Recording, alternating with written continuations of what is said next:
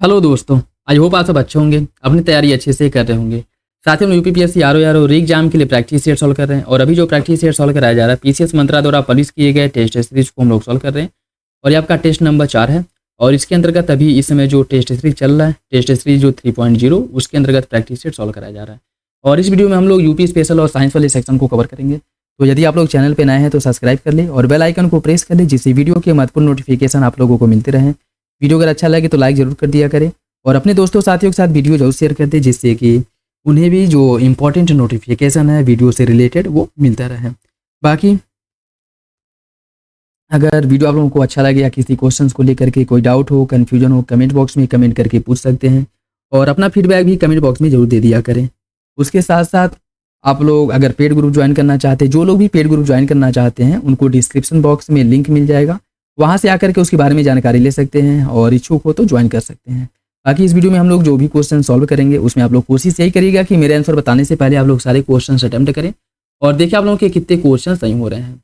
और यह वीडियो आप लोगों के लिए इंपॉर्टेंट रहने वाला है। यूपी स्पेशल से जैसा कि हम लोग को पता ही है कि 10 से 15 क्वेश्चन के आसपास यूपी स्पेशल से क्वेश्चन देखने को मिलते हैं, तो इसमें यूपी स्पेशल वाले सेक्शन को भी कवर किया जाएगा। उसके साथ साथ साइंस का भी वेटेज आपके एग्जाम में ठीक ठाक रहता है और प्रीवियस ईयर अगर क्वेश्चन पेपर उठा करके आप देखें तो आपको पता चलेगा। ठीक है, उसमें भी साइंस से कम 12 से 15 क्वेश्चन साइंस से भी आते हैं। तो इसी को ध्यान में रखते हुए इसके अंतर्गत यूपी स्पेशल और साइंस वाले सेक्शन को कवर किया जाएगा। ठीक है, बाकी सारे प्रैक्टिस सेट्स जो आ रहे हैं वो आपको पेड ग्रुप में प्रोवाइड करा दिए जा रहे हैं और सारे टेस्ट सीरीज आपको करा दिए जाएंगे। ठीक है, आप लोग अच्छे से प्रैक्टिस सेट करते रहिए और जो भी क्वेश्चन आपको नए लगे, जो फैक्ट इंपॉर्टेंट लगे, उसको नोट डाउन कर लिया करें। तो चलिए इसी के साथ वीडियो की शुरुआत करते हैं। क्वेश्चन नंबर फर्स्ट देखिए, रॉकेट के संचालन में शामिल निम्नलिखित चरणों को सही क्रम में व्यवस्थित कीजिए। ईंधन के दहन से उच्च दबाव वाली गैसें उत्पन्न होती हैं। गैसें दहन कक्षा की दीवारों पर दबाव डालती हैं। गैसें नोजल के माध्यम से नीचे की ओर निष्कासित होती हैं और रॉकेट ऊपर की ओर जाता है। इन सभी को क्रम से लगाना है, आपको इन सभी को क्रम से लगाना है। इसका जो सही आंसर है वो हो जाएगा ऑप्शन ए। देखिए, रॉकेट जो ईंधन है, ईंधन के दहन से उच्च दबाव वाली गैसें उत्पन्न होती है। बात बिल्कुल ठीक है। पहला चरण जो इसका होता है वो यही होता है कि दहन होता है, दहन के बाद उच्च दबाव वाली गैस उत्पन्न होती है और गैस जो है दहन कक्षा की दीवारों पर दबाव डालती है। ये आपका दूसरा चरण है। गैसें जो है वो नोजल के माध्यम से नीचे की ओर निष्कासित होती हैं। जैसे जो थ्रस्ट होता है, थ्रस्ट उत्पन्न जो करता है नीचे की ओर जो है ये क्या करते हैं, निष्कासित होती हैं। और जब नीचे की ओर निष्कासित होती हैं तो रॉकेट में ऊपर की ओर दबाव बनता है और यह जो है इसको प्रेशर के माध्यम से रॉकेट फिर ऊपर जाने लगता है। ठीक है, रॉकेट ऊपर जाने लगता है। और ये सभी अगर हम इसकी बात करें तो न्यूटन के तीसरे नियम के अनुसार, न्यूटन के तीसरे नियम के अनुसार हर क्रिया के पहले जो प्रतिक्रिया होती है उतनी ही। तो ये जो नीचे की ओर आती है जो थ्रस्ट ऊर्जा के रूप में, और ये रॉकेट को ऊपर की ओर क्या करती है, प्रक्षेपित करती है, जिससे रॉकेट ऊपर जाता है। तो इसका जो चरण है 1 2 3 4 याद रखिएगा। सही आंसर ये हो जाएगा ऑप्शन ए। नेक्स्ट देखिए, कुछ मात्रा या अर्थात दी गई है और इकाई दिया गया है, कुछ भौतिक राशियां दी गई हैं और उनकी मात्रक दिया गया, उससे आपको सम्मिलित करना है। बल का मात्रक क्या होता है? देखिए, बल की मात्रक की अगर हम बात करें, बल का मात्रक जो है वो किलोग्राम प्रति मीटर सेकेंड स्क्वायर होता है। कार्य का मात्रक किलोग्राम मीटर स्क्वायर प्रति सेकेंड स्क्वायर होता है। संवेग का मात्रक होता है किलोग्राम मीटर स्क्वायर प्रति सेकेंड स्क्वायर। दबाव का मात्रक न्यूटन प्रति मीटर स्क्वायर होता है। इसका जो सही आंसर है वो हो जाएगा ऑप्शन ए। ऑप्शन ए हो जाएगा। ठीक है, बल जो है द्रव्यमान गुणे त्वरण किलोग्राम प्रति मीटर स्क्वायर। ठीक है, और कार्य बराबर जो है वो बल गुणे विस्थापन होता है जो न्यूटन गुणे मीटर। ठीक है, 3/4 किलोग्राम मीटर स्क्वायर प्रति सेकेंड स्क्वायर होता है। संवेग जो है द्रव्यमान गुणे वेग होता है अर्थात किलोग्राम मीटर स्क्वायर होता है। ठीक है, और दाब की बात करें तो यह बल क्षेत्रफल अर्थात न्यूटन प्रति मीटर स्क्वायर होता है। ठीक है, इसका जो सही आंसर है वो हो जाएगा ऑप्शन ए। निम्नलिखित में से कौन से जोड़े सही ढंग से मेल खाते हैं? न्यूटन का पहला नियम जड़त्व का नियम है। न्यूटन का दूसरा नियम F बराबर ma। न्यूटन का तीसरा नियम कार्य ऊर्जा प्रमेय और संवेग यह एक सदिश राशि है। इसमें कौन सा विकल्प सही सुमेलित है? इसका सही आंसर भी हो जाएगा 1 2 4। 1 2 4। ठीक है, सही आंसर हो जाएगा 1 2 4। तीसरा इसमें गलत है। ठीक है, तीसरा गलत है। देखिए, बात करें अगर न्यूटन के तीसरे नियम की तो प्रतिक्रिया और कार्य, ये जो है न्यूटन का जो तीसरा नियम है वह प्रतिक्रिया से संबंधित है। ठीक है, तो सही आंसर इसका भी हो जाएगा 1 2 4 सही है, तीसरा गलत हो जाएगा। ठीक, न्यूटन का पहला नियम जड़त्व का नियम है, जिसे जड़त्व का नियम भी कहा जाता है। न्यूटन का दूसरा नियम F बराबर ma। और न्यूटन का जो आपका तीसरा नियम है, न्यूटन का जो तीसरा नियम प्रतिक्रिया सिद्धांत पर कार्य करता है और संवेग यह एक सदिश राशि है। ठीक है, ऑप्शन बी हो जाएगा। जब कोई व्यक्ति नाव से आगे की ओर जब कोई व्यक्ति नाव से आगे की ओर कूदता है तो पीछे की ओर चला जाता है। न्यूटन के तीसरे नियम के अनुसार प्रत्येक क्रिया की एक समान और विपरीत प्रतिक्रिया होती है। कौन सा विकल्प इसका सही होगा? कौन सा विकल्प इसका सही है? देखिए इसकी अगर हम बात करें सही आंसर हो जाएगा, ऑप्शन ए सही है। कथन और कारण दोनों सही है और आर एक ही सही व्याख्या करता है। कथन और कारण दोनों सही है और आर एक ही सही इसकी व्याख्या करता है, ऑप्शन ए हो जाएगा। निम्नलिखित परमाणु परिघटनाओं को उनके सही विशेषताएं से मिलान करिए। जो परमाणु परिघटनाएं हैं उनको जो है आपको मिलान करना है, ठीक है। बात करें इसमें अगर हम अल्फा 6 का कार्य क्या है? यह जो है प्रोटॉन और दो प्रोटॉन और दो न्यूट्रॉन का उत्सर्जन करता है। अल्फा के माध्यम से अल्फा कण जो है, एक अल्फा कण का अगर 6 होता है तो इससे दो प्रोटॉन और दो न्यूट्रॉनों का उत्सर्जन होता है। बीटा -6 अर्थात एक बीटा माइनस अगर होता है तो इससे दो न्यूट्रॉन अर्थात न्यूट्रॉन प्रोटॉन में परिवर्तित हो जाता है, ठीक है। इससे जो है न्यूट्रॉन प्रोटॉन में परिवर्तित हो जाता है अगर एक बीटा का क्या होता है 6 होता है। गामा किरण के उत्सर्जन से द्रव्यमान या परमाणु संख्या में कोई परिवर्तन नहीं होता है, ठीक है। और परमाणु संलयन से नाभिक जो होते हैं इसके संयोजन से ऊर्जा उत्सर्जित होती है, ठीक है। देखिए जो परमाणु संलयन है इसमें दो छोटे नाभिक मिलकर के एक बड़े नाभिक का निर्माण करते हैं और परमाणु जो विखंडन होता है इसमें बड़ा नाभिक टूट करके दो छोटे नाभिकों में विखंडित हो जाता है, ठीक है। तो एक अल्फा कण का अगर 6 होता है तो इससे दो प्रोटॉन और दो न्यूट्रॉन का उत्सर्जन होगा। एक बीटा अगर इसका 6 होता है तो न्यूट्रॉन का प्रोटॉन में परिवर्तन हो जाएगा। गामा किरण के 6 होने से द्रव्यमान या परमाणु संख्या पर कोई परिवर्तन नहीं होता है, यह उदासीन होती है, ठीक है। बाकी जो परमाणु संलयन है इससे दो छोटे नाभिक मिल करके एक बड़े नाभिक का निर्माण करते हैं। सही आंसर इसका जो है वो हो जाएगा ऑप्शन 1, 1 2 3 4, ऑप्शन ए हो जाएगा, ठीक है, ऑप्शन ए। निम्नलिखित में से कौन से युग्म सही ढंग से मेल खाते हैं? चेन रिएक्शन प्रक्रिया या स्वस्थायी परमाणु विखंडन में काम आता है। मॉडरेटर या रिएक्टर में तेज न्यूट्रॉन को धीमा करता है। नियंत्रक छड़ या अतिरिक्त न्यूट्रॉन को अवशोषित करता है। विखंडन के टुकड़े या अस्थिर हल्के नाभिक होते हैं। कौन सा विकल्प इसमें से सही है? देखिए इसकी अगर हम बात करें इसका जो सही आंसर है वो हो जाएगा आपका ऑप्शन डी। सभी विकल्प सही है, ठीक, ऑप्शन डी हो जाएगा, ऑप्शन डी इसका सही है। नाभिकीय संलयन नाभिकीय विखंडन की तुलना में अधिक ऊर्जा मुक्त करता है। संलयन भारी नाभिकों को भारी नाभिकों में संयोजित करता है जिससे ऊर्जा मुक्त होती है। कौन सा विकल्प इसके बारे में सही होगा? देखिए इसका जो सही आंसर वो हो जाएगा ऑप्शन बी। पहला तो सही है लेकिन दूसरा गलत हो जाएगा। पहले में क्या कह रहा है कि नाभिकीय संलयन नाभिकीय विखंडन की तुलना में अधिक ऊर्जा उत्पन्न करता है, ये बात बिल्कुल ठीक है।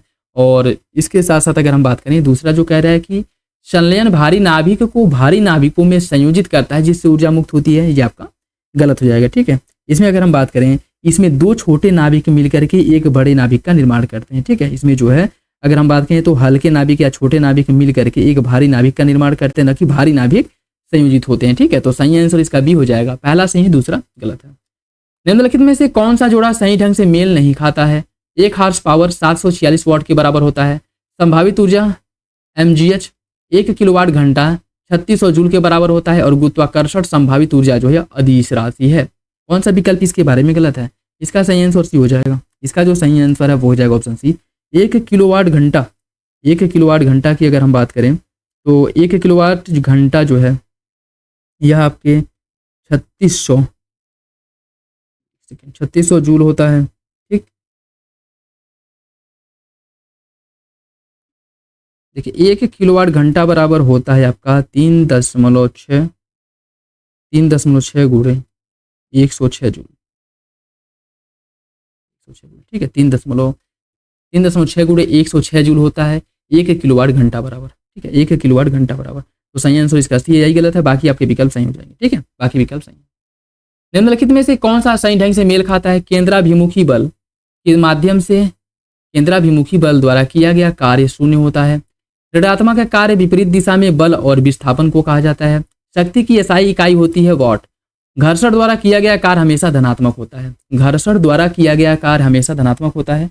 इसके बारे में कौन सा विकल्प सही होगा? देखिए इसका जो सही आंसर है वो हो जाएगा ऑप्शन ए। पहला दूसरा तीसरा सही, चौथा गलत है। पहला दूसरा तीसरा सही है, चौथा गलत हो जाएगा, ठीक है। इसमें क्या करें कि घर्षण द्वारा किया गया कार्य हमेशा धनात्मक होता है, गलत है, ठीक है। घर्षण द्वारा किया गया कार्य आमतौर पर ऋणात्मक होता है क्योंकि यह गति का विरोध करता है, ठीक है। घर्षण के माध्यम जो घर्षण उत्पन्न करता है तो यह गति का विरोध करता है। जैसे अगर प्लेन कोई सड़क है बिल्कुल मतलब कह सकते हैं कि शीशे पे अगर किसी चीज़ को आप फिसलाते हैं तो बहुत दूर तक फिसल के जाएगा। वहीं अगर रोड पे या फिर से किसी खुरदरी जमीन पे आप किसी चीज़ को फिसलाते हैं तो वो उतनी एफिशिएंसी से या उतनी दूरी तक नहीं फिसलेगा। ठीक है, इसके पीछे क्या है, घर्षण है। तो यह जो है ऋणात्मक होता है, न कि धनात्मक होता है। ठीक है, सही आंसर इसका ये हो जाएगा। सीढ़ियां चढ़ने पर व्यक्ति गुरुत्वाकर्षण के विरुद्ध धनात्मक कार्य करता है। विस्थापन गुरुत्वाकर्षण बल के विपरीत दिशा में नहीं है। इसका सही आंसर क्या होगा? इसका सही आंसर बी हो जाएगा। पहला सही है, दूसरा गलत हो जाएगा। दूसरा आपका गलत है। ठीक है, देखिए दूसरे में क्या कह रहा है कि विस्थापन गुरुत्वाकर्षण बल के विपरीत दिशा में नहीं है, ये आपका गलत हो जाएगा। ठीक है, देखिए जब कोई व्यक्ति ऊपर चढ़ता है तो वह गुरुत्वाकर्षण के विरुद्ध कार्य करता है, ये बात बिल्कुल ठीक है। और यह उसे नीचे की ओर खींचता है, क्योंकि विस्थापन जो है ऊपर की ओर होता है और गुरुत्वाकर्षण बल नीचे की ओर है, इसीलिए जो है सकारात्मक कार्य होता है, न कि जो है नकारात्मक। उसके साथ साथ सकारात्मक और मनुष्य द्वारा जो लगाया गया बल है या इसके ऊपर की ओर जो विस्थापन होता है इसके विरोधाभासी होता है। उसके साथ साथ गुरुत्वाकर्षण के विपरीत कार्य करता है और वहां पर लगाए गए बल की दिशा में आगे बढ़ता है। ठीक है, तो सही आंसर जो है ये जो है गुरुत्वाकर्षण बल के विपरीत में कार्य करता है, बात सही है। ठीक है, जैसे अगर किसी आप ऊपर चढ़ रहे हैं या किसी बाल्टी में या कुएं में अगर पानी भर करके उसको खींच रहे हैं तो आपको गुरुत्वाकर्षण बल के विरुद्ध कार्य करना पड़ता है। ठीक है, उसके विपरीत कार्य करना पड़ता है और उसके विपरीत फोर्स लगा करके उसको आपको पीछे ऊपर या पीछे खींचना पड़ता है या फिर से ऊपर आपको चढ़ना पड़ता है। ठीक है, तो यह इसकी विपरीत कार्य करता है, विपरीत दिशा में कार्य करता है। ठीक है, तो दूसरा गलत हो जाएगा, पहला आपका सही है। अवतल लेंस कभी भी वास्तविक वस्तु का वास्तविक प्रतिबिंब नहीं बना सकता है। अवतल लेंस उस पर पड़ने वाली सभी प्रकाश से किरणों को अपसारित करता है। कौन सा विकल्प इसके बारे में सही है? इसका सही आंसर हो जाएगा कथन और कारण दोनों सही हैं और आर एक की सही व्याख्या करता है। ऑप्शन ए इसका सही हो जाएगा, ऑप्शन ए सही है। निम्नलिखित में से कौन सा युग्म सही ढंग से सुमेलित नहीं है? कौन सुमेलित नहीं है? ओम का नियम V बराबर IR, एमीटर समानांतर से जुड़ा हुआ है, वोल्ट मीटर एक घटक के पार जुड़ा हुआ है, उच्च प्रतिरोध पतला लंबा तार होता है। इसके बारे में बताना है कौन सा विकल्प गलत है। इसका सही आंसर बी हो जाएगा, एमीटर समांतर क्रम में जुड़ा होता है, आपका गलत है। एमीटर की बात करें यह हमेशा श्रृंखला क्रिया में जुड़ा होता है। ठीक है, श्रृंखला जो क्रम है इसमें जुड़ा होता है, जिससे सही माप के लिए पूरा करंट इसके माध्यम से क्या हो सके, प्रवाहित हो सके। तो दूसरा आपका गलत हो जाएगा, बाकी तीनों विकल्प सही है। निम्नलिखित में से कौन सा सही ढंग से मेल खाता है? निम्नलिखित में से कौन सा ही सुमेलित है? प्रतिरोध कंडक्टर की लंबाई के सीधे अनुपातिक, प्रतिरोध कंडक्टर की लंबाई के सीधे अनुपातिक, प्रतिरोध व्युत्क्रमानुपाती क्रॉस सेक्शन का क्षेत्रफल, आवेश की SI इकाई कूलॉम और धारा कम क्षमता से उच्च क्षमता की ओर प्रवाहित होती है। कौन सा विकल्प इसके बारे में सही है? देखिए इसका जो सही आंसर वो हो जाएगा ऑप्शन ए। पहला दूसरा तीसरा सही है, चौथा गलत है। धारा कम क्षमता से उच्च क्षमता की ओर प्रवाहित होती है, आपका गलत है। ठीक है, यह गलत हो जाएगा। धारा की अगर हम बात करें, धारा उच्च क्षमता से कम क्षमता की ओर प्रवाहित होती है, न कि इसके विपरीत। ठीक है, धारा जो है उच्च क्षमता से कम क्षमता की ओर प्रवाहित होती है। ठीक है, तो चौथा गलत हो जाएगा, बाकी तीनों विकल्प आपके सही हैं। नेक्स्ट देखिए, कुछ शब्द और इनकी परिभाषा दी गई है, इन्हें सही भौतिक अर्थ में आपको सम्मिलित करना है। ठीक है, आवृत्ति बात करें अगर हम आवृत्ति की, ठीक है, बात करें अगर आवृत्ति की, या प्रति सेकेंड कंपन की संख्या, या प्रति सेकेंड कंपन की संख्या होती है जिसकी इकाई होती है हर्ट्ज। ठीक है, तो यह जो है आपका प्रति सेकेंड कंपन की संख्या होती है। तरंगदैर्ध्य की बात करें, दो लगातार संपीड़न या विरलीकरण के बीच की दूरी जो होती है उसे तरंगदैर्ध्य कहा जाता है। ठीक है, दो संपीड़न के बीच की दूरी को कहा जाता है तरंगदैर्ध्य। समय अवधि की बात करें, या एक कंपन के लिए लिया गया समय होता है। ठीक है, या एक कंपन के लिए लिए गए समय को क्या कहा जाता है, समय अवधि कहा जाता है, और इसकी जो इकाई है वो सेकेंड होती है। ठीक, तो इसका हो जाएगा ए। और आयाम या कणों का अधिकतम विस्थापन होता है। ठीक है, तो इसका सही आंसर हो जाएगा आपका क्वेश्चन नंबर 14। इसका जो सही आंसर है वो 3 2 1 4, 3 2 1 4 ऑप्शन है, ऑप्शन है इसका सही। निम्नलिखित कथनों पर विचार कीजिए। आकाश का नीला दिखाई देना, सूर्योदय और सूर्यास्त के समय सूर्य का लाल दिखाई देना। इनमें आपको बताना है कौन प्रकाश की कौन सी घटना होती है, प्रकाश की कौन सी घटना है। यह जो है परावर्तन है, अपवर्तन है, प्रकीर्णन है, या फिर व्यतिकरण है। किस घटना के कारण आकाश नीला दिखाई देता है, या फिर सूर्यास्त या सूर्योदय के समय सूर्य लाल दिखाई देता है। यह किसका एक उदाहरण है, यह आपका ऑप्शन सी हो जाएगा। प्रकीर्णन के कारण सूर्यास्त या सूर्योदय के समय आकाश हमें सूर्यास्त या सूर्योदय के समय सूर्य लाल दिखाई देता है और आकाश जो है हमें नीला प्रतीत होता है। सही आंसर इसका सी हो जाएगा। ठीक है, ऑप्शन सी इसका सही है। उपकरणों को उनके कार्य सिद्धांत से मिलान करिए। विद्युत मोटर का कार्य क्या है? विद्युत मोटर जो है या चुंबकीय क्षेत्र में विद्युत धारा ले जाने वाले कंडक्टर द्वारा अनुभव किए गए बल पर काम करता है। ठीक है, अनुभव किए गए बल पर कार्य करता है। यह जो है विद्युत धारा ले जाने वाले कुंडली पर चुंबकीय बल के रूप में कार्य करता है। विद्युत चुंबक या विद्युत धारा प्रवाहित करके बनाया जाता है और यह एक कुंडली के माध्यम से जो एक चुंबकीय क्षेत्र बनाता है इसमें कार्य करता है। ठीक है, और सोलेनोनाइड की बात करें, सोलेनोइड जो है यह बेलनाकार कुंडली में एक समान चुंबकीय क्षेत्र उत्पन्न करता है। और गैल्वेनोमीटर कुंडली पर चुंबकीय बल के कारण विक्षेपण करता है। ठीक है, तो इसका जो सही आंसर है वो हो जाएगा ऑप्शन है 1 2 3 4, ऑप्शन है और 1 2 3 4। ट्यूनिंग फोर्क द्वारा उत्पन्न ध्वनि ठोस, तरल और गैसों के माध्यम से यात्रा कर सकती है। ध्वनि को प्रसार के लिए एक माध्यम की आवश्यकता होती है। ध्वनि को प्रसार के लिए एक माध्यम की आवश्यकता होती है। आपको बताना है इसके बारे में कौन सा विकल्प सही है। देखिए, इसका जो सही आंसर है वो हो जाएगा ऑप्शन है, कथन और कारण दोनों सही हैं और आगे की सही व्याख्या करता है। ट्यूनिंग फोर्क द्वारा उत्पन्न ध्वनि ठोस, तरल और गैस के माध्यम से यात्रा कर सकती है तथा तीनों माध्यमों में यह गति कर सकती हैं। और ध्वनि को प्रसार के लिए एक माध्यम की आवश्यकता होती है।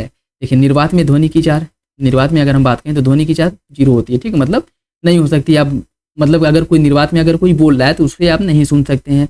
ध्वनि के संचरण के लिए किसी भी माध्यम की आवश्यकता होती है, चाहे वो ठोस हो, तरल हो या फिर गैस हो। और इसमें भी अगर पूछ ले कि किसमें जो है ध्वनि की चाल अधिकतम होती है तो आपकी ठोस में होती है। ठीक है, इसका सही आंसर ये हो जाएगा। इलेक्ट्रॉनिक घटकों को उनकी मुख्य विशेषताओं से सम्मिलित कीजिए। कुछ घटक और कार्य दिए गए हैं। डायोड का कार्य क्या है? डायोड का कार्य क्या है? देखिए, डायोड जो है एक रेक्टिफायर के रूप में कार्य करता है जो केवल एक दिशा में करंट की अनुमति देता है। ठीक है, केवल एक दिशा में करंट की अनुमति देता था या एक रेक्टिफायर के रूप में कार्य करता है। ट्रांजिस्टर की बात करें, ट्रांजिस्टर का व्यापक रूप से करंट को बढ़ाने या उसको स्विच करने के लिए उपयोग किया जाता है। ठीक है, करंट को बढ़ाने या फिर उसको स्विच करने के लिए अर्थात बंद करने के लिए उपयोग किया जाता है ट्रांजिस्टर का। प्रतिरोधक करंट के प्रवाह को नियंत्रित करता है या फिर उसको सीमित करने का कार्य करता है। ठीक है, और संधारित्र जो है यह अस्थायी रूप से विद्युत आवेश को संग्रहित करता है। अस्थायी रूप से विद्युत को संग्रहित करता है। इसका जो सही आंसर 1 2 3 4 ऑप्शन ए हो जाएगा। ऑप्शन ए इसका सही है, ऑप्शन ए। जल विद्युत संयंत्रों को ऊर्जा का नवीकरणीय स्रोत माना जाता है। जल विद्युत संयंत्रों को ऊर्जा का नवीकरणीय स्रोत माना जाता है। बिजली उत्पादन के लिए उपयोग किए जाने वाला पानी इस प्रक्रिया में नष्ट हो जाता है। कौन सा विकल्प इसके बारे में सही होगा? इसका जो सही आंसर है वो हो जाएगा ऑप्शन बी। पहला सही है, दूसरा गलत हो जाएगा। ठीक है, दूसरा गलत हो जाएगा। देखिए, इसकी अगर हम बात करें, जल विद्युत नवीकरणीय होता है, ये बात बिल्कुल ठीक है, क्योंकि यह प्राकृतिक जल चक्र पर निर्भर करता है जो सौर ताप के कारण निरंतरता को क्या करता है, इंडिकेट करता है। उसके साथ साथ इसका उपयोग किया गया पानी नष्ट नहीं होता है। जैसे टरबाइन बना करके आप जल के माध्यम से पंखी को घुमाते हैं, उसके बाद बिजली उत्पन्न करते हैं, तो ऐसा तो है नहीं कि वो पानी फिर आप उपयोग नहीं कर सकते हैं। ठीक है, जो बड़े बड़े डैम बनाए जाते हैं जिससे बिजली उत्पन्न होता है, तो पानी को स्टोर करके रोक करके टरबाइन को घुमाया जाता है जिससे बिजली उत्पन्न होती है, और वह पानी जो फिर प्रवाहित होता है वो आगे बढ़ता रहता है। तो ऐसा नहीं है कि इसके माध्यम से अगर आप बिजली उत्पन्न कर रहे हैं तो यह पानी नष्ट हो जाएगा। ठीक है, ऐसा कुछ नहीं है। पहला सही हो जाएगा, दूसरा गलत। थर्मल पावर प्लांट के कामकाज को दर्शाने के लिए निम्नलिखित चरणों को सही क्रम में व्यवस्थित कीजिए। निम्नलिखित चरणों को सही क्रम में व्यवस्थित कीजिए। जलते हुए ईंधन से गर्मी का उपयोग करके पानी को भाप में परिवर्तित किया जाता है। भाप टरबाइन को चलाता है। टरबाइन बिजली पैदा करने के लिए जनरेटर को घुमाता है। बॉयलर में कोयला जलाया जाता है। कौन सा विकल्प इसमें से आपको बताना है सही है? ये सभी को क्रम से लगाना है। ठीक है, देखिए, स्टार्टिंग में अगर हम बात करें, सबसे पहले तो बॉयलर में कोयला जलाएंगे, ये पहले नंबर पे आ जाएगा। ठीक है, बॉयलर में कोयला जलाएंगे। इसके बाद जलते हुए ईंधन से गर्मी का उपयोग करके पानी को भाप में परिवर्तित करेंगे। ठीक है, जैसे कोयला जलाएंगे फिर उसके बाद पानी गर्म होगा और उस गर्म पानी से जो भाप उत्पन्न होगा उसको आप क्या करेंगे, स्टोर करेंगे, दूसरे नंबर पे आ जाएगा। ठीक, उसके बाद अगर हम देखें तो इसके बाद जो किया जाएगा वो क्या है, भाप। ये क्या करेगा, जैसे भाप जो है, इस भाप में इतना प्रेशर होता है कि ऐसे जो है टरबाइन में प्रवाहित किया जाता है, और यह टरबाइन में जो ब्लेड लगे होते हैं इसको क्या करता है, इसको घुमाने लगता है, और यह जब घूमने लगता है तो इससे क्या होती है, बिजली पैदा होती है। तो ये आपका चौथे नंबर पे आ जाएगा। ठीक है, टरबाइन बिजली पैदा करने के लिए जनरेटर को घुमाता है। ठीक है, सही आंसर इसका हो जाएगा ऑप्शन ए, 4 1 2 3, 4 1 2। नेक्स्ट देखिए, कुछ मात्रा दी गई है, उसके सूत्र या फिर परिभाषा दिया गया, उससे आपको सम्मिलित करना है। ठीक है, उससे सम्मिलित करना है। देखिए, इसकी अगर हम बात करें, गुरुत्वाकर्षण बल ग्राम गुणे m1 m2 प्रति r स्क्वायर होता है। ठीक है, और गुरुत्वाकर्षण के कारण जो g है के पास 9.8 मीटर प्रति सेकेंड स्क्वायर होता है, वो कहाँ का होता है, पृथ्वी की सतह का होता है। ठीक है, और भार को मापा जाता है mg में। सार्वभौमिक जो गुरुत्वाकर्षण स्थिरांक है वो 6.67 गुणे 10⁻11 न्यूटन मीटर स्क्वायर प्रति किलोग्राम स्क्वायर होता है। ठीक है, इसका सही आंसर हो जाएगा ऑप्शन ए। ऑप्शन ए इसका सही है। ठीक है, ऑप्शन ए सही। सभी वस्तुएं अपने द्रव्यमान की परवाह किए बिना निर्वात में समान दर से गिरती हैं। गुरुत्वाकर्षण के कारण त्वरक गिरती हुई वस्तु के द्रव्यमान से स्वतंत्र होता है। इसका सही आंसर क्या है? इसका सही आंसर ये हो जाएगा। दोनों विकल्प सही हैं और आगे की सही व्याख्या करता है। सभी वस्तुएं अपने द्रव्यमान की परवाह किए बिना, सभी वस्तुएं अपनी द्रव्यमान की परवाह किए बिना निर्वात में समान दर से गिरती हैं और गुरुत्वाकर्षण के कारण त्वरण जो है गिरती हुई वस्तु के द्रव्यमान से स्वतंत्र होता है। दोनों विकल्प सही और आगे की सही व्याख्या करता है। नेक्स्ट देखिए, इसमें सूची फर्स्ट को सूची सेकंड से सम्मिलित करना है। सूची फर्स्ट को सूची सेकंड से। बिजली का कंडक्टर या ग्राउंडिंग चार्ज द्वारा इमारतों को नुकसान से बचाता है। जो बिजली का कंडक्टर लगाया जाता है, ठीक है, ग्राउंडिंग चार्ज द्वारा इमारतों को नुकसान से बचाता है। जैसे ऊंचे ऊंचे आप लोग जो बिल्डिंग देखते होंगे उसमें तड़ित चालक अर्थात ऊपर जो है एक पतला सा ऐसे लगाया जाता है, ठीक है, जो इमारत है उसको क्षति से बचाता है। और इसका कार्य क्या है? जो प्राकृतिक बिजली वगैरह अगर गिर रहे हैं तो यह जो है इससे होकर के जमीन में, इसका एक सिरा तो ऊपर रहता है और एक इसका जो सिरा होता है वो इसका कनेक्शन जमीन से होता है, ठीक है, जिससे कि जो बिजली गिरती है इससे होकर के सीधे जमीन में के अंदर चली जाती है और इससे जो इमारत होती है या जो बिल्डिंग होती है या क्षति से बच जाता है, इसको कोई नुकसान नहीं होता है। तो बिजली का जो कंडक्टर है या बिजली जो कंडक्टर है ग्राउंडिंग चार्ज द्वारा इमारतों को नुकसान से बचाता है। बात बिल्कुल ठीक है। भूकंप का जो केंद्र है, भूकंप की उत्पत्ति के ऊपर पृथ्वी की सतह पर बिंदु, भूकंप का जो केंद्र है भूकंप की उत्पत्ति के ऊपर पृथ्वी की सतह पर एक बिंदु होता है, ठीक। सिस्मोग्राफ भूकंपीय तरंगों को मापने वाला एक उपकरण है और रिएक्टर स्केल या भूकंप की तीव्रता, देखिए अगर भूकंपीय तरंग की बात करें तो उसे मापा जाता है सिस्मोग्राफ से, और भूकंपीय तरंग की जो तीव्रता है अगर उसको मापा जाए, मापने की बात कर रहा है तो उसे मापा जाएगा रिएक्टर स्केल से, ठीक है, ये याद रखिएगा। सही आंसर इसका ये हो जाएगा, ऑप्शन है। गति के लिए घर्षण बल आवश्यक है। गति के लिए घर्षण बल आवश्यक है लेकिन यह ऊर्जा हानि का कारण भी बनता है। घर्षण हमेशा लागू बल की दिशा का विरोध करता है और ऊर्जा को केवल ध्वनि में परिवर्तित करता है। इसका सही आंसर क्या होगा? देखिए इसका सही आंसर बी हो जाएगा। पहला तो आपका सही है लेकिन दूसरा गलत है। देखिए जहां भी आपको ऐसे जो कीवर्ड मिले, केवल, सभी, ठीक है, केवल हो गया, सभी हो गया, या फिर से ऐसे मिल रहे हैं, अरे मतलब केवल एक, ठीक है, और फिर सभी हो गए, ये ऐसे जो शब्द होते हैं उसमें ज़्यादातर यही होता है कि वो क्वेश्चंस आपको बहुत बारीकी से पढ़ने की आवश्यकता होती है और उसमें चांस जो है 50% से ऊपर चांस होते हैं कि वो क्वेश्चंस अगर ऑप्शन में केवल, सभी, केवल एक, केवल दो, केवल चार ऐसे करके अगर ऑप्शन आ रहा है तो वो क्वेश्चन गलत हो, ठीक है। पहला आपका सही हो जाएगा, दूसरा गलत है, ठीक। दूसरे में कह रहा है कि घर्षण हमेशा लागू बल की दिशा का विरोध करता है और ऊर्जा को केवल ध्वनि में परिवर्तित करता है, ठीक है, ये आपका गलत हो जाएगा, ठीक है। इसकी अगर हम बात करें, घर्षण चलने, लिखने, वस्तुओं को पकड़ने के लिए क्या है? आवश्यक है और इसलिए यह कई मामलों में गति का समर्थन भी करता है। यह केवल ध्वनि ही नहीं बल्कि ऊष्मा के रूप में भी ऊर्जा हानि का कारण बनता है, ठीक है, इसलिए पहला आपका सही हो जाएगा, दूसरा गलत है। सूर्य ग्रहण तब होता है जब चंद्रमा पृथ्वी और सूर्य के बीच आ जाता है। चंद्रमा की छाया पृथ्वी पर पड़ती है और सूर्य के प्रकाश को आंशिक या पूर्ण रूप से अवरुद्ध कर देती है। कौन सा विकल्प इसका सही होगा? सूट के हिसाब से आपको सही आंसर का चयन करना है और इसका जो सही आंसर हो जाएगा ऑप्शन है। कथन और कारण दोनों सही और आर्य की सही व्याख्या करता है। सूर्य ग्रहण की अगर हम बात करें, सूर्य ग्रहण कब होता है? सूर्य ग्रहण की अगर हम बात करें जब सूर्य का प्रकाश पृथ्वी तक नहीं पहुंचता है और इसके पीछे की रीजन क्या है? बीच में चंद्रमा आ जाता है और सूर्य का जो प्रकाश है यह पृथ्वी तक नहीं आ पाता है और इसी स्थिति को हम सूर्य ग्रहण कहते हैं, ठीक है। और इसे चंद्रमा की जो छाया है पृथ्वी पर पड़ती है, चंद्रमा की जो छाया है यह पृथ्वी पर पड़ती है और सूर्य के प्रकाश को यह आंशिक या पूर्ण रूप से अवरुद्ध कर देती है, ठीक है, आंशिक या पूर्ण रूप से अवरुद्ध कर देती है। इसका तात्पर्य क्या है? या तो यह कुछ क्षेत्रों में सूर्य ग्रहण देखने को मिलता है, मतलब इसमें कुछ जो कह सकते हैं कि दिखाई जो है देती है, या फिर से ऐसा भी होता है कि कुछ समय के लिए पृथ्वी पर बिल्कुल ही अंधेरा हो जाता है, ठीक, मतलब जिसे पूर्ण सूर्य ग्रहण के नाम से जाना जाता है। और देखिए सूर्य ग्रहण जो होता है अधिकतम ज़्यादा जो सबसे अधिक जो सूर्य ग्रहण मतलब अधिकतम सूर्य ग्रहण जो हो सकता है 6 से लेकर के 8 मिनट तक हो सकता है, उससे ज़्यादा नहीं, ठीक है। तो सही आंसर ये हो जाएगा, ये भी याद रखिएगा। ग्लूकोज कोशिकीय श्वसन के लिए पसंदीदा ऊर्जा है। ग्लूकोज वसा और प्रोटीन की तुलना में प्रति अणु एटीपी की उच्चावच मात्रा देता है, एटीपी की उच्चतम मात्रा देता है। कौन सा विकल्प इसका सही है? इसका सही आंसर सी हो जाएगा। दोनों विकल्प सही है लेकिन आगे की व्याख्या नहीं करता है। ग्लूकोज कोशिकीय श्वसन के लिए एक पसंदीदा ऊर्जा स्रोत है।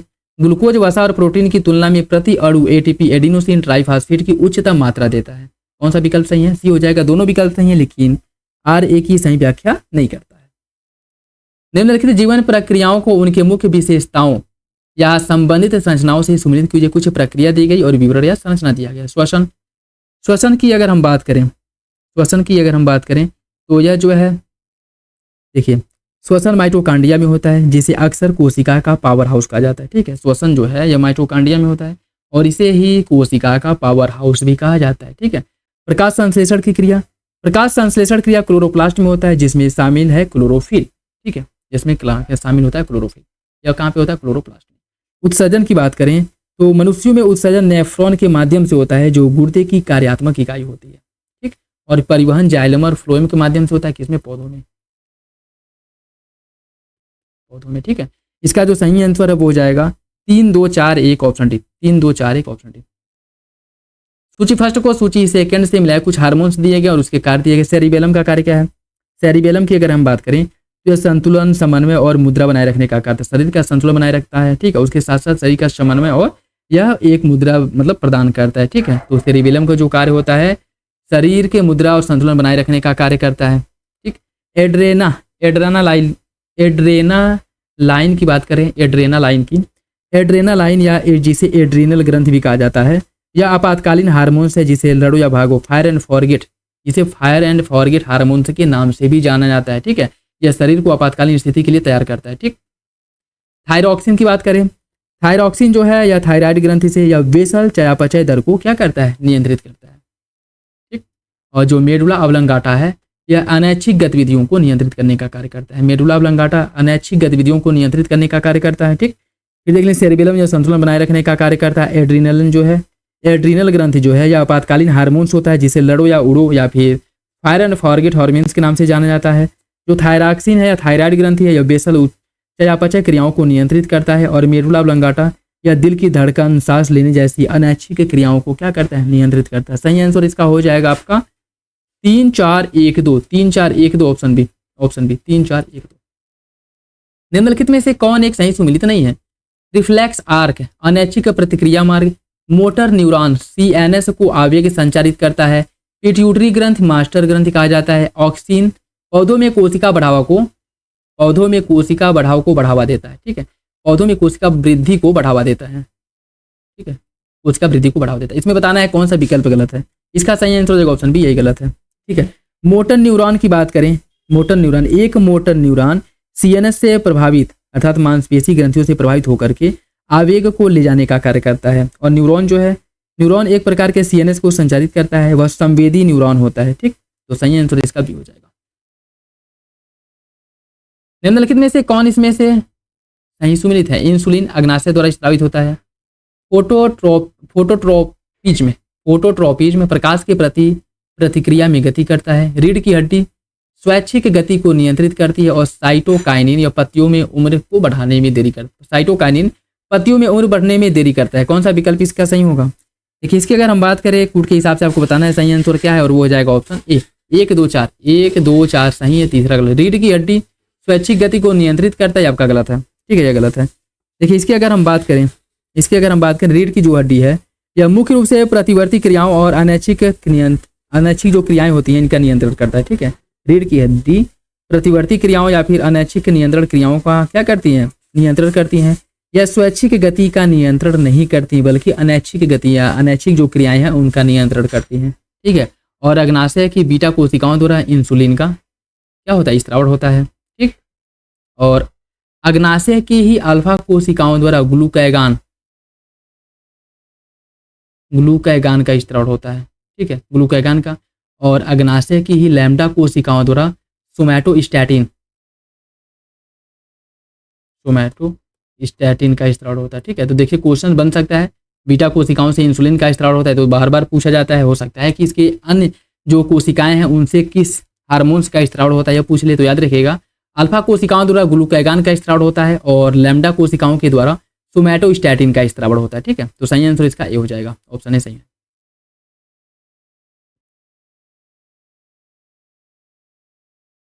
बदलते वातावरण में प्रजातियों के जीवित रहने के लिए विविधता महत्वपूर्ण है।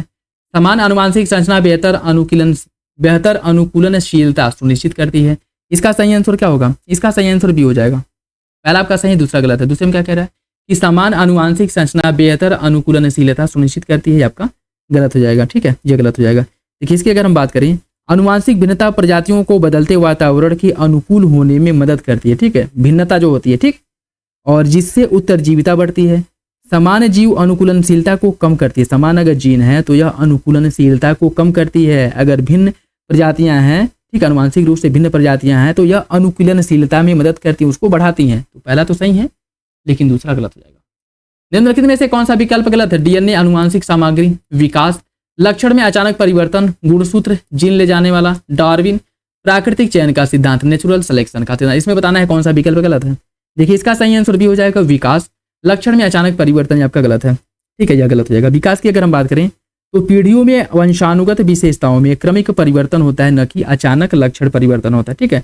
अचानक परिवर्तन, ये अचानक जो परिवर्तन होता है इसको उत्परिवर्तन कहा जाता है, ठीक है, अचानक परिवर्तन को उत्परिवर्तन कहा जाता है, ठीक। तो दूसरा आपका गलत हो जाएगा। बाकी डीएनए अनुवांशिक सामग्री को क्या करता है? ट्रांसफर करता है, गुणसूत्र जीन ले जाता है, ठीक, एक पीढ़ी से दूसरी पीढ़ी में। और डार्विन ने प्राकृतिक चयन का सिद्धांत दिया था, ठीक है, सही आंसर भी है। नेक्स्ट देखिए, इसमें सूची फर्स्ट को सूची सेकंड से सुनिश्चित करना है। सूची फर्स्ट को सूची सेकंड से। स्वपोषी, स्वपोषी की अगर हम बात करें, स्वपोषी क्या करते हैं? स्वपोषियों के माध्यम से, जैसे हरे पौधे स्वपोषी के अंतर्गत आते हैं, जो सूर्य के प्रकाश को रासायनिक ऊर्जा अर्थात ग्लूकोज में परिवर्तित करते हैं, ठीक है, सूर्य के प्रकाश को रासायनिक ऊर्जा अर्थात ग्लूकोज में परिवर्तित कर अपना भोजन का निर्माण करते हैं। अपघटक जो है बैक्टीरिया और कवक होते हैं और यह कार्बनिक पदार्थों को तोड़ करके वापस लौटते हैं और यह पोषक तत्वों का क्या करते हैं? निर्माण करते हैं। कार्बनिक पदार्थों को पोषक तत्व में क्या करते हैं? तोड़ते हैं, ठीक। खाद्य श्रृंखला की बात करें तो यह एक तरफा ऊर्जा का प्रवाह प्रति घनत्व होता है। खाद्य श्रृंखला जो है ऊर्जा का यह एक रैखिक प्रवाह होता है, ठीक है। और ओजोन परत यह अल्ट्रावायलेट या यूवी विकिरण से बचाता है, ठीक है। इसका जो सही आंसर है ये हो जाएगा 1 2 3 4, 1 2 3 4। निम्नलिखित में से कौन इसमें से गलत है? बायोडिग्रेडेबल, पेपर बायोडिग्रेडेबल है। गैर बायोडिग्रेडेबल के अंतर्गत डीडीटी आ जाएगा। सीएफसीएस या ओजोन क्षरण के लिए उत्तरदायी है। और कार्बन डाइऑक्साइड है अम्लीय वर्षा के लिए। इसमें बताना है कौन सा विकल्प गलत है।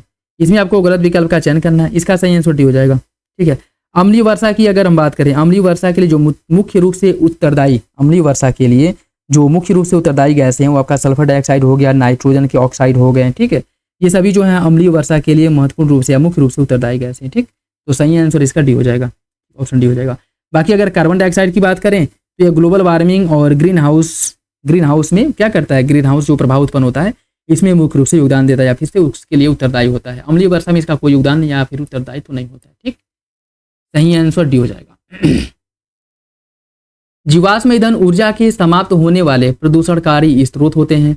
वे लाखों वर्षों में गर्मी और दबाव में मृत पौधों और जानवरों के अवशेषों से बनते हैं। कौन सा विकल्प इसके बारे में सही है? इसका सही आंसर हो जाएगा, दोनों विकल्प सही हैं और आगे की सही व्याख्या करता है, ऑप्शन हो जाएगा, ठीक है। मानव शरीर में प्रतिरक्षा प्रतिक्रिया के लिए चरणों को सही क्रम में व्यवस्थित कीजिए। रोगजनक शरीर में प्रवेश करता है। श्वेत रक्त कोशिकाएं रोगजनक को पहचानती हैं, एंटीबॉडी का उत्पादन करती हैं और एंटीबॉडी रोगजनक को बेअसर कर देता है। इन सभी को क्रम से आपको लगाना है, इन सभी को क्रम से आपको लगाना है, ठीक है। देखिए इसमें अगर हम बात करें, रोगजनक सबसे पहले शरीर में प्रवेश करेगा, सबसे पहले शरीर में प्रवेश करेगा। और श्वेत रक्त कोशिकाएं रोगजनक जो है ये किस प्रकार का, किस टाइप का रोग है और किस टाइप के मतलब वायरस आए हैं उनकी पहचान करेगा, उसके खिलाफ जो है उसके बाद इसके विरुद्ध शरीर में एंटीबॉडी का निर्माण होगा और यह एंटीबॉडी इसका भक्षण करेगा इसके बाद, ठीक है। तो सही आंसर इसका 1 2 3 4 हो जाएगा, 1 2 3 4। रोगों को उनके कारक के तत्व से सुमिलित कीजिए। मलेरिया किसके से होता है? मलेरिया की अगर हम बात करें, मलेरिया प्रोटोजोआ परजीवी से होने वाला एक रोग है और यह प्लाज्मोडियम के कारण होता है जो मादा एनोफिलीज मच्छर के काटने से होता है। अर्थात कह सकते हैं कि मलेरिया के लिए मादा एनोफिलीज मच्छर जो है वाहक का कार्य करती है, ठीक है। और मलेरिया जो है इसको प्लाज्मोडियम भी कहा जाता है, ठीक है। तपेदिक या टीबी की बात करें, या माइक्रोबैक्टीरियम ट्यूबरकुलोसिस से होता है, ठीक है। और यह जो है जीवाणु से होने वाला एक रोग है, ये भी याद रखिएगा, ठीक है। जीवाणु से। डेंगू की बात करें, डेंगू एक वायरल बीमारी है और यह डेंगू वायरस के कारण होता है और यह जो है एंडीज एजिप्टी मच्छर इसके वाहक का कार्य करते हैं। एंडीज एजिप्टी मच्छर जो है यह वाहक का कार्य करते हैं। डेंगू जो है डेंगू वायरस, फ्लेवी वायरस और एड्स जो है HIV। इसका जो सही आंसर वो हो जाएगा आपका ऑप्शन बी 2 3 4 1, ऑप्शन बी 2 3 4 1। निम्नलिखित में से कौन सही ढंग से मेल नहीं खाता, कौन सही सम्मिलित नहीं है? रेबीज कुत्ते के काटने से होता है, प्रतिरक्षा रोग जनकों के खिलाफ बचाव, एंटीबायोटिक्स वायरस को मारता है और दाद कवक के कारण होता है। कौन सा विकल्प इसमें से गलत है? इसका सही आंसर सी हो जाएगा, ऑप्शन सी, एंटीबायोटिक वायरस को मारता है। देखिए एंटीबायोटिक केवल बैक्टीरियो, एंटीबायोटिक जो है यह केवल बैक्टीरिया के खिलाफ प्रभावी होता था, तो यह केवल बैक्टीरिया के खिलाफ ही कार्य करता है, वायरस के खिलाफ यह एक्टिवली कार्य नहीं करता है। ठीक है, उसके साथ साथ यह बैक्टीरिया की कोश का भित्ति एंजाइम्स या प्रोटीन संश्लेषण पर हमला करके काम करता है, वायरस में यह अनुपस्थित रहता है। ठीक है, तो सही आंसर इसका सी हो जाएगा, सी गलत है, बाकी तीनों विकल्प सही हो जाएंगे। कौन इसमें से सही सुनिश्चित है? टीकाकरण सक्रिय प्रतिरक्षा, वेक्टर रोग संचारित करने वाला जीव, एड्स से प्रतिरक्षा प्रणाली को प्रभावित करता है और प्लेटलेट्स संक्रमण से लड़ता है। इसमें बताना है कौन सा विकल्प सही है। कूट के हिसाब से आपको सही आंसर का चयन करना है और वो हो जाएगा ऑप्शन ए। 1 2 3 सही है, 1 2 3 सही है, चौथा गलत हो जाएगा। ठीक है, चौथा आपका गलत है। प्लेटलेट्स की बात करें, प्लेटलेट्स संक्रमण से लड़ने के लिए नहीं होता है, बल्कि यह रक्त के थक्का बनाने के लिए जिम्मेदार होता है और यह इसकी जो भूमिका होती है इस व्यक्ति रक्त कोशिकाओं WC द्वारा निभाई जाती है। सही आंसर ये हो जाएगा। ठीक है, उचित स्वच्छता और सफाई संक्रामक रोगों को नियंत्रित करने में मदद करता है। उचित स्वच्छता सफाई संक्रामक रोगों को नियंत्रित करने में मदद करते हैं, बात बिल्कुल ठीक है। संक्रामक रोग केवल हवा के माध्यम से फैलते हैं, केवल हवा के माध्यम से फैलता है। आपको बताना है कौन सा विकल्प सही है। देखिए इसका सही आंसर भी हो जाएगा, पहला तो आपका सही है लेकिन दूसरा गलत है। ये हवा के माध्यम से फैल सकता है और जल के माध्यम से फैल सकता है। उसके साथ साथ जो है अगर आप संपर्क के माध्यम से हो सकता है, किसी से संपर्क कर रहे हैं, हाथ मिला रहे हैं या किसी के आसपास खड़े हैं, कोई छींक रहा है, खांस रहा है, उसके माध्यम से फैल सकता है। तो ऐसा नहीं है कि यह केवल जो है हवा के माध्यम से फैलता है। ठीक है, देखिए इसमें भी केवल आया, ज़्यादातर ऐसे क्वेश्चन गलत ही होते हैं। ठीक है, तो पहला तो आपका सही हो जाएगा, पहला विकल्प, दूसरा गलत है। मानव कल्याण में उनके उपयोग के साथ सूक्ष्म जीवों का सुमेल करना है, मतलब मिलान करना है। राइजोबियम का उपयोग क्या है?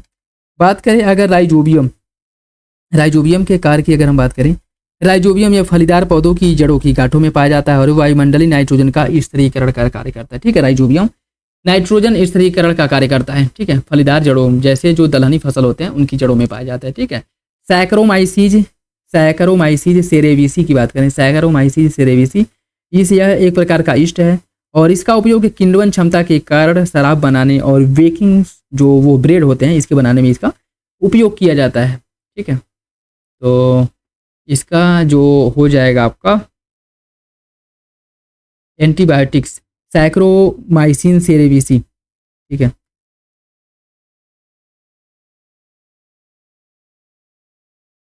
इसका हो जाएगा एंटीबायोटिक का उत्पादन। ठीक है, पेनिसिलिन नेटोटम की बात करें, पेनिसिलिन नेटोटम यह पेनिसिलिन का पहला स्रोत है और यह जीवन रक्षक एंटीबायोटिक है। ठीक है, अल्कोहल किण्वन, देखिए सैक्रोमाइसिस सेरेविसी जो है यह अल्कोहल किण्वन में महत्वपूर्ण भूमिका निभाता है और पेनिसिलियम जो नोटेटम है यह आपका एंटीबायोटिक के उत्पादन में कार्य करता है और मिथेनोबैक्टीरियम या बायोगैस के उत्पादन में कार्य करता है। ठीक है, मिथेनोबैक्टीरियम बायोगैस के उत्पादन में कार्य करता है। तो इसका जो सही आंसर वो होना चाहिए आपका 3 1 2 4 3 1 2 4 3 1 2 4 किसी ऑप्शन में नहीं है। ठीक है, ऑप्शन गलत दिया है। ठीक, ऑप्शन इसमें गलत दिया है। बाकी देखिए राइजोबियम या फलीदार जड़ों जो दलहनी फसल है इनके जड़ों में पाया जाता है, जो वायुमंडलीय नाइट्रोजन का स्थिरीकरण का कार्य करता है। ठीक है, सैक्रोमाइसिस सेरेविसी जो है यह अल्कोहल निर्माण में, ब्रेड वगैरह निर्माण में इसका उपयोग किया जाता है। पेनिसिलियम नोटेटम जो है यह एंटीबायोटिक के रूप में इसका उपयोग होता है और मिथेनोबैक्टीरियम बायोगैस के उत्पादन में इसका उपयोग किया जाता है। सही आंसर इसका 3 1 2 4 होगा। ठीक है, जो कि ऑप्शन में नहीं है, अर्थात ऑप्शन गलत दिया है। ठीक, निम्नलिखित में से कौन सा सही ढंग से मेल खाता है? एंटीबायोटिक यह सूक्ष्म जीवों को मारता है या उनकी वृद्धि को रोकता है। बायोगैस एरोबिक पाचन द्वारा उत्पादित होता है। जैव उर्वरक जड़ की गांठों में राइजोबियम के रूप में पाया जाता है और किण्वन अवायवीय प्रक्रिया के माध्यम से होता है। कौन सा विकल्प इसके बारे में सही है? देखिए इसकी जो सही आंसर है इसकी अगर हम बात करें तो वो हो जाएगा आपका ऑप्शन ए। 1 3 4 दूसरा गलत है, दूसरा गलत है। ठीक है, बायोगैस की अगर हम बात करें, बायोगैस अवायवीय पाचन के दौरान उत्पन्न होता है। ठीक है, बायोगैस जो है वह अवायवीय पाचन के दौरान उत्पन्न होता है, न कि एरोबिक पाचन के दौरान। तो सही आंसर हो जाएगा ऑप्शन है 1 3 4 दूसरा गलत है। खमीर का उपयोग मादक पेय पदार्थों के उत्पादन में किया जाता है। ईस्ट ग्लूकोज को कार्बन डाइऑक्साइड और लैक्टिक एसिड में बदलता है। कौन सा विकल्प इसके बारे में सही होगा? इसका सही आंसर भी हो जाएगा, पहला तो सही है लेकिन दूसरा गलत हो जाएगा, दूसरा गलत है। ठीक है, ईस्ट सैकेरोमाइसिस सेरेविसी का उपयोग शराब बनाने के उद्योग में किया जाता है। उसके साथ साथ यह ग्लूकोज को इथेनॉल, अल्कोहल और कार्बन डाइऑक्साइड में भी बदलता है। ठीक है, और यह जो है अगर हम बात करें किस में बदलता है? यह ग्लूकोज इस तरह बनाने का काम करता है। उसके साथ साथ ग्लूकोज को इथेनॉल अर्थात अल्कोहल में कन्वर्ट करता है, कार्बन डाइऑक्साइड में कन्वर्ट करता है, लेकिन यह किसी भी कंडीशन में या कभी भी लैक्टिक एसिड में कन्वर्ट नहीं करता है। तो यह आपका गलत हो जाएगा, ठीक है। उसके साथ साथ लैक्टिक एसिड या लैक्टोबैसिलस द्वारा इसका निर्माण किया जाता है और इसका उपयोग दही बनाने के लिए किया जाता है, ठीक है। सही आंसर भी हो जाएगा, पहला सही दूसरा गलत। इसमें भी देखिए सूची फर्स्ट को सूची सेकंड से सम्मिलित करना है। सूची फर्स्ट को सूची सेकंड से। गोल्डन राइस यह एक आनुवांशिक रूप से संशोधित चावल है जिसमें अंधेपन से लड़ने के लिए विटामिन ए का प्रचुर मात्रा पाया जाता था। इसमें बीटा कैरोटीन पाई जाती है, ठीक है, बीटा कैरोटीन। डीएनए की बात करें, डीएनए फिंगरप्रिंटिंग में व्यक्तियों की विशिष्ट पहचान के लिए गैर कोडिंग डीएनए अनुक्रमों का उपयोग किया जाता है जिसका उपयोग अपराध का पता लगाने और पितृत्व का पता लगाने के लिए भी किया जा सकता है, ठीक है। इसका हो जाएगा आपका ऑप्शन है। इंसुलिन उत्पादन की बात करें, इंसुलिन उत्पादन की अगर हम बात करें तो इंसुलिन उत्पादन में मानव इंसुलिन जीन को ई कोलाई जैसे बैक्टीरियो में डाला जाता है, ठीक है। ई कोलाई जैसे जो बैक्टीरिया होते हैं उसमें इन्हें डाला जाता है, ठीक है, उसमें इन्हें डाला जाता है। डीएनए इंसुलिन उत्पादन बैक्टीरियो में डाला गया फिंगरप्रिंटिंग मानव जीन इंसुलिन उत्पादन, ठीक है। देखिए इसकी अगर हम बात करें यार, गोल्डन राइस, ठीक है। डीएनए फिंगरप्रिंटिंग व्यक्ति की विशिष्ट पहचान के लिए इसका उपयोग किया जाता है। इंसुलिन उत्पादन जो है यह मानव इंसुलिन जीन को ई कोलाई जैसे बैक्टीरिया में डाला जाता है, तो ये हो जाएगा आपका इंसुलिन, ठीक है। और बायोरिएक्टर जो है एक बर्तन होता है जिसका उपयोग एंजाइम्स, हार्मोन आदि का उत्पादन करने के लिए बड़े पैमाने पर आनुवांशिक रूप से इंजीनियरिंग कोशिकाओं को विकसित करने के लिए किया जाता है, ठीक है। तो इसका जो है आपका बायोरिएक्टर, इसका हो जाएगा डीएनए प्रोफाइलिंग का उपयोग करके व्यक्तियों की पहचान और प्रोटीन का बड़े पैमाने पर उत्पादन, ठीक है। डीएनए यह जो है आपका गोल्डन राइस ये हो जाएगा और बैक्टीरिया में डाला गया फिंगरप्रिंटिंग मानव जीन, ठीक है। सही आंसर इसका जो होना चाहिए वो हो जाएगा आपका 3 1 2 4 3 1 2 4 ऑप्शन डी हो जाएगा, ठीक है। ऑप्शन डी, ठीक। एक बार और अगर देख ले तो गोल्डन राइस जो कि आनुवांशिक रूप से संशोधित चावल होता है जिसमें विटामिन ए प्रचुर मात्रा में और उसमें भी मुख्य रूप से बीटा कैरोटीन प्रचुर मात्रा में पाया जाता है। डीएनए फिंगरप्रिंटिंग में व्यक्ति की विशिष्ट पहचान के लिए गैर कोडिंग डीएनए अनुक्रमों का उपयोग करके इसका उपयोग अपराध का पता लगाने के लिए या फिर से पितृत्व का पता लगाने के लिए किया जाता है। और इंसुलिन उत्पादन में मानव इंसुलिन जीन को ई कोलाई जैसे बैक्टीरिया में डाला जाता है। और जो बायोरिएक्टर है यह एक बड़ा बर्तन होता है जिसका उपयोग एंजाइम्स, हार्मोन आदि का उत्पादन करने के लिए बड़े पैमाने पर आनुवांशिक रूप से इंजीनियरिंग कोशिकाओं को विकसित करने के लिए किया जाता है, ठीक है। सही आंसर हो जाएगा। नेक्स्ट देखिए कौन इसमें से सही सुमेलित क्रम में इनको व्यवस्थित करना है। सूर्य के प्रकाश का उपयोग करके पानी को हाइड्रोजन और ऑक्सीजन में विभाजित किया जाता है। क्लोरोफिल द्वारा सूर्य के प्रकाश का अवशोषण, कार्बन डाइऑक्साइड को ग्लूकोज बनाने के लिए स्थिर किया जाता है। फिर एटीपी और एनडीपीएच से ऊर्जा का उपयोग अंधेरे प्रतिक्रियाओं में किया जाता है। इन सभी को क्रम से लगाना है, देखिए सबसे पहले आ जाएगा आपका क्लोरोफिल द्वारा सूर्य के प्रकाश का अवशोषण, पहले नंबर पे आ जाएगा। तो सूर्य के प्रकाश का उपयोग करके पानी हाइड्रोजन और ऑक्सीजन में विभाजित होता है, दूसरे नंबर पे आ जाएगा, ठीक है। उसके बाद है एटीपी और एनएडीपीएच में ऊर्जा का उपयोग अंधेरे प्रतिक्रियाओं में किया जाता है, ठीक है, यह तीसरे नंबर पे आ जाएगा। और उसके बाद आ जाएगा आपका कार्बन डाइऑक्साइड को ग्लूकोज बनाने के लिए स्थिर किया जाता है, ठीक है। इसका जो सही आंसर है वो हो जाएगा आपका ऑप्शन, इसका जो सही आंसर हो जाएगा आपका 2 1 4 3 ऑप्शन सी, ठीक है, 2 1 4 3। नेक्स्ट देखिए सूची फर्स्ट को सूची सेकंड से सम्मिलित कीजिए। सूची फर्स्ट को सूची सेकंड से सम्मिलित करना। छोटी याद की अगर हम बात करें तो पाचन और अवशोषण का मुख्य स्थल होता है, ठीक है। छोटी याद जो है या पाचन और छोटी याद पाचन और अवशोषण का मुख्य स्थल मार्ग होता है, ठीक है। पेट की अगर हम बात करें, पेट या भोजन संग्रहित करता है और प्रोटीन का पाचन शुरू करता है, ठीक है। अस्थायी भोजन का संग्रहण। यकृत की बात करें, यह पित्त का उत्पादन करता है जो वसा के पायसीकरण में सहायता करता है लेकिन एंजाइम्स का उत्पादन नहीं करता है, ठीक है, एंजाइम्स का उत्पादन नहीं करता है। और बड़ी आंत यह वसा का पायसीकरण करता है, बड़ी आंत जो है वसा का पायसीकरण करता है। इसका जो सही आंसर है वो हो जाएगा 4 1 3 2 ऑप्शन है, 4 1 3 2 4 1 3 2। निम्नलिखित में से कौन सा विकल्प गलत है? ग्लोटिस श्वास नली का खुलना, श्वास नली धूल को फंसाने के लिए सीलियों से युक्त, और एल्वियोली आंतरिक श्वसन का स्थान, डायफ्राम सांस लेने में मदद करना। कौन सा विकल्प इसमें से गलत है? इसका सही आंसर सी हो जाएगा, ऑप्शन सी इसका गलत है। ठीक है, एल्वियोली की बात करें, यह बाहरी श्वसन हवा और रक्त के बीच गैसों का आदान प्रदान करता है। ठीक है, तो सही आंसर इसका हो जाएगा सी। रिफ्लेक्स मार्ग के लिए निम्नलिखित चरणों को सही क्रम में व्यवस्थित कीजिए। मोटर न्यूरॉन प्रभावक तक आवेग पहुंचाता है। रिसेप्टर उत्तेजना का पता लगाता है। संवेदी न्यूरॉन आवेग को प्रभावक तक पहुंचाता है। रीढ़ की हड्डी प्रक्रिया करती है और प्रतिक्रिया भेजती है। प्रक्रिया करके प्रतिक्रिया भेजती है। इन सभी को क्रम से लगाना है। देखिए, सबसे पहले रिसेप्टर उत्तेजना का पता लगाता है, पहले नंबर पे आ जाएगा। ठीक है, उसके बाद संवेदी न्यूरॉन आवेग को प्रभावक तक पहुंचाने में रीढ़ की हड्डी कार्य करती है। ठीक, उसके बाद अगर हम बात करें, उसके बाद जो है रीढ़ की हड्डी प्रक्रिया करती है और प्रतिक्रिया भेजती है, यह तीसरे नंबर पे आ जाएगा। और मोटर न्यूरॉन प्रभावक तक आवेग पहुंचाते हैं, चौथे नंबर पे आ जाएगा। इसका जो सही आंसर है वो हो जाएगा ऑप्शन 2 3 4 1, ऑप्शन हो जाएगा 2 3 4 1। अंतःस्रावी ग्रंथियों को उनके द्वारा स्रावित हार्मोन से सुमिलित करना। थायराइड ग्रंथि से किसका स्राव होता है? देखिए, बात करिएगा थायराइड ग्रंथि द्वारा थायरॉक्सिन हार्मोन्स का स्रावण होता है। ठीक है, और अधिवृक्क ग्रंथि द्वारा एड्रीनलिन हार्मोन्स का स्रावण किया जाता है, जिसे लड़ो और उड़ो या फायर एंड फॉरगेट हार्मोन्स भी कहा जाता है। ठीक है, एड्रीनलिन। और अग्नाशय रक्त शर्करा को नियंत्रित करने के लिए इंसुलिन और ग्लूकागॉन का स्रावण करता है। इंसुलिन और पिट्यूटरी या वृद्धि हार्मोन्स है। इसका जो सही आंसर वो हो जाएगा 2 3 1 4। निम्नलिखित में से कौन सही ढंग से सुमिलित नहीं है?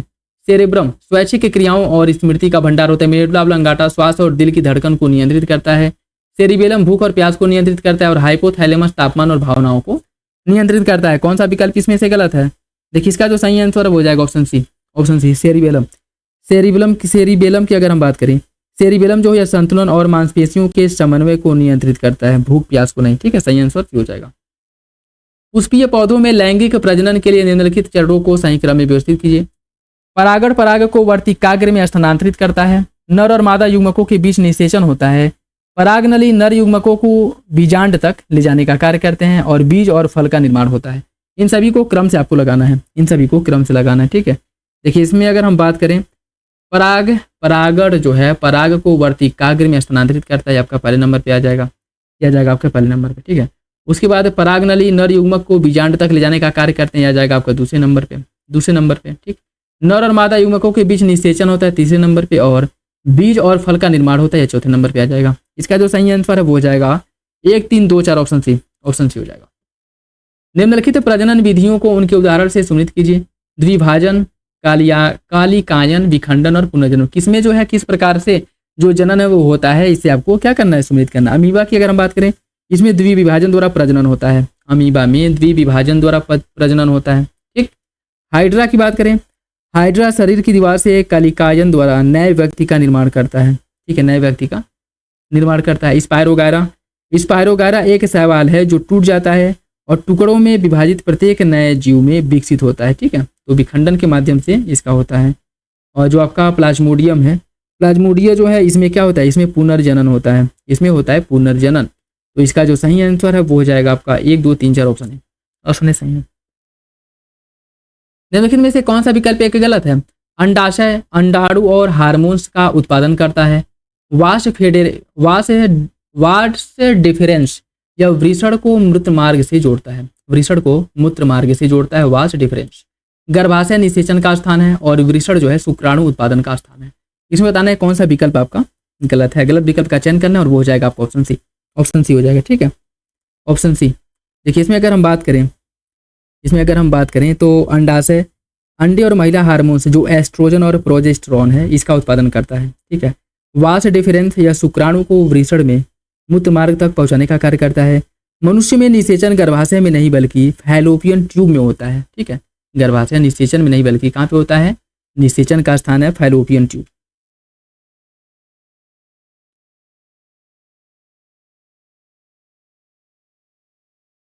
ठीक है, फैलोपियन ट्यूब। तो सही आंसर इसका सी हो जाएगा। ठीक, बाकी जो वृषण है यह शुक्राणु और टेस्टोस्टेरोन का उत्पादन करने के लिए उत्तरदायी होता है। इसका सही आंसर सी है। निम्नलिखित में से कौन सा विकल्प गलत है? सेक्स क्रोमोसोम लिंग का निर्धारण करता है। विकास जीन में अचानक परिवर्तन, डीएनए अनुवांशिक जानकारी का वाहक होता है। और जीवाश्म प्राचीन जीवों के संरक्षित अवशेष होते हैं। कौन सा विकल्प इसके बारे में गलत है? देखिए इसकी जो सही बात है या सही आंसर है या इसमें जो पूछ रहा है वो हो जाएगा ऑप्शन बी, विकास। और ऊपर अभी हम इससे रिलेटेड क्वेश्चन डिस्कस किए हैं, तो आई होप ये आप लोगों को पता होगा। ठीक है, इसमें अगर हम विकास की बात करें, देखिए विकास पीढ़ियों में विरासत में मिले लक्षणों में परिवर्तन की एक क्रमिक प्रक्रिया होती है, न कि अचानक परिवर्तन। ठीक है, ऑप्शन बी हो जाएगा। यौन प्रजनन करने वाले जीवों की संतानें भिन्नता दिखाती हैं। यौन प्रजनन में केवल युग्मकों में माइटोसिस है यार, माइटोटिक विभाजन शामिल होता है, माइटोसिस है। ठीक है, कौन सा विकल्प इसके बारे में सही होगा? इसका सही आंसर हो जाएगा ऑप्शन सी। पहला तो सही है, दूसरा गलत है। पहला सही है, दूसरा आपका गलत हो जाएगा। ठीक है, देखिए इसकी अगर हम बात करें, युग्मक निर्माण में अर्धसूत्री विभाजन शामिल होता है, न कि समसूत्री विभाजन। अर्धसूत्री विभाजन एक न्यूनीकरण विभाजन होता है जो आनुवांशिक पुनर्संयोजन और स्वतंत्र वर्गीकरण का परिचय देता है। ठीक है, तो पहला तो आपका सही है, लेकिन दूसरा गलत हो जाएगा। समजातीय अंग अपसारी विकास के प्रमाण होते हैं। समजातीय अंगों का कार्य समान होता है, लेकिन उत्पत्ति इनकी भिन्न होती है। इसका सही आंसर क्या होगा? इसका भी सही आंसर हो जाएगा ऑप्शन सी। पहला सही है, दूसरा गलत है। ठीक है, दूसरा गलत हो जाएगा। ठीक है, इसमें अगर हम बात करें, देखिए समजातीय अंग जो है, जैसे मानो हाथ हो गए, वेल का फ्लीपर हो गया, यह संरचनात्मक रूप से समान होते हैं लेकिन कार्यात्मक रूप से भिन्न होते हैं। ठीक है, जैसे मानो के जो पैर हैं या फिर हाथ हैं, पैर जो है चलने के लिए काम करेंगे, मानो कोई कार्य करने के लिए मतलब उपयोगी होंगे। उसी प्रकार जो आपके वेल का फ्लीपर है वो क्या करें, उसको तैरने के लिए उपयोग करेगा। ठीक है, तो यह जो है संरचनात्मक रूप से तो समान होते हैं लेकिन कार्यात्मक रूप से यह भिन्न होते हैं। यह जो है जो समजातीय अंग होते हैं, यह संरचनात्मक रूप से समान होते हैं लेकिन कार्यात्मक रूप से क्या होते हैं, भिन्न होते हैं। ठीक, पहला सही हो जाएगा, दूसरा गलत है। कोशिका की खोज और समझ के दौरान निम्नलिखित घटनाओं को सही क्रम में व्यवस्थित कीजिए। रॉबर्ट हुक द्वारा कोशिका शब्द का प्रयोग किया गया था या गढ़ा गया था, सबसे पहले इन्हीं के द्वारा दिया गया था।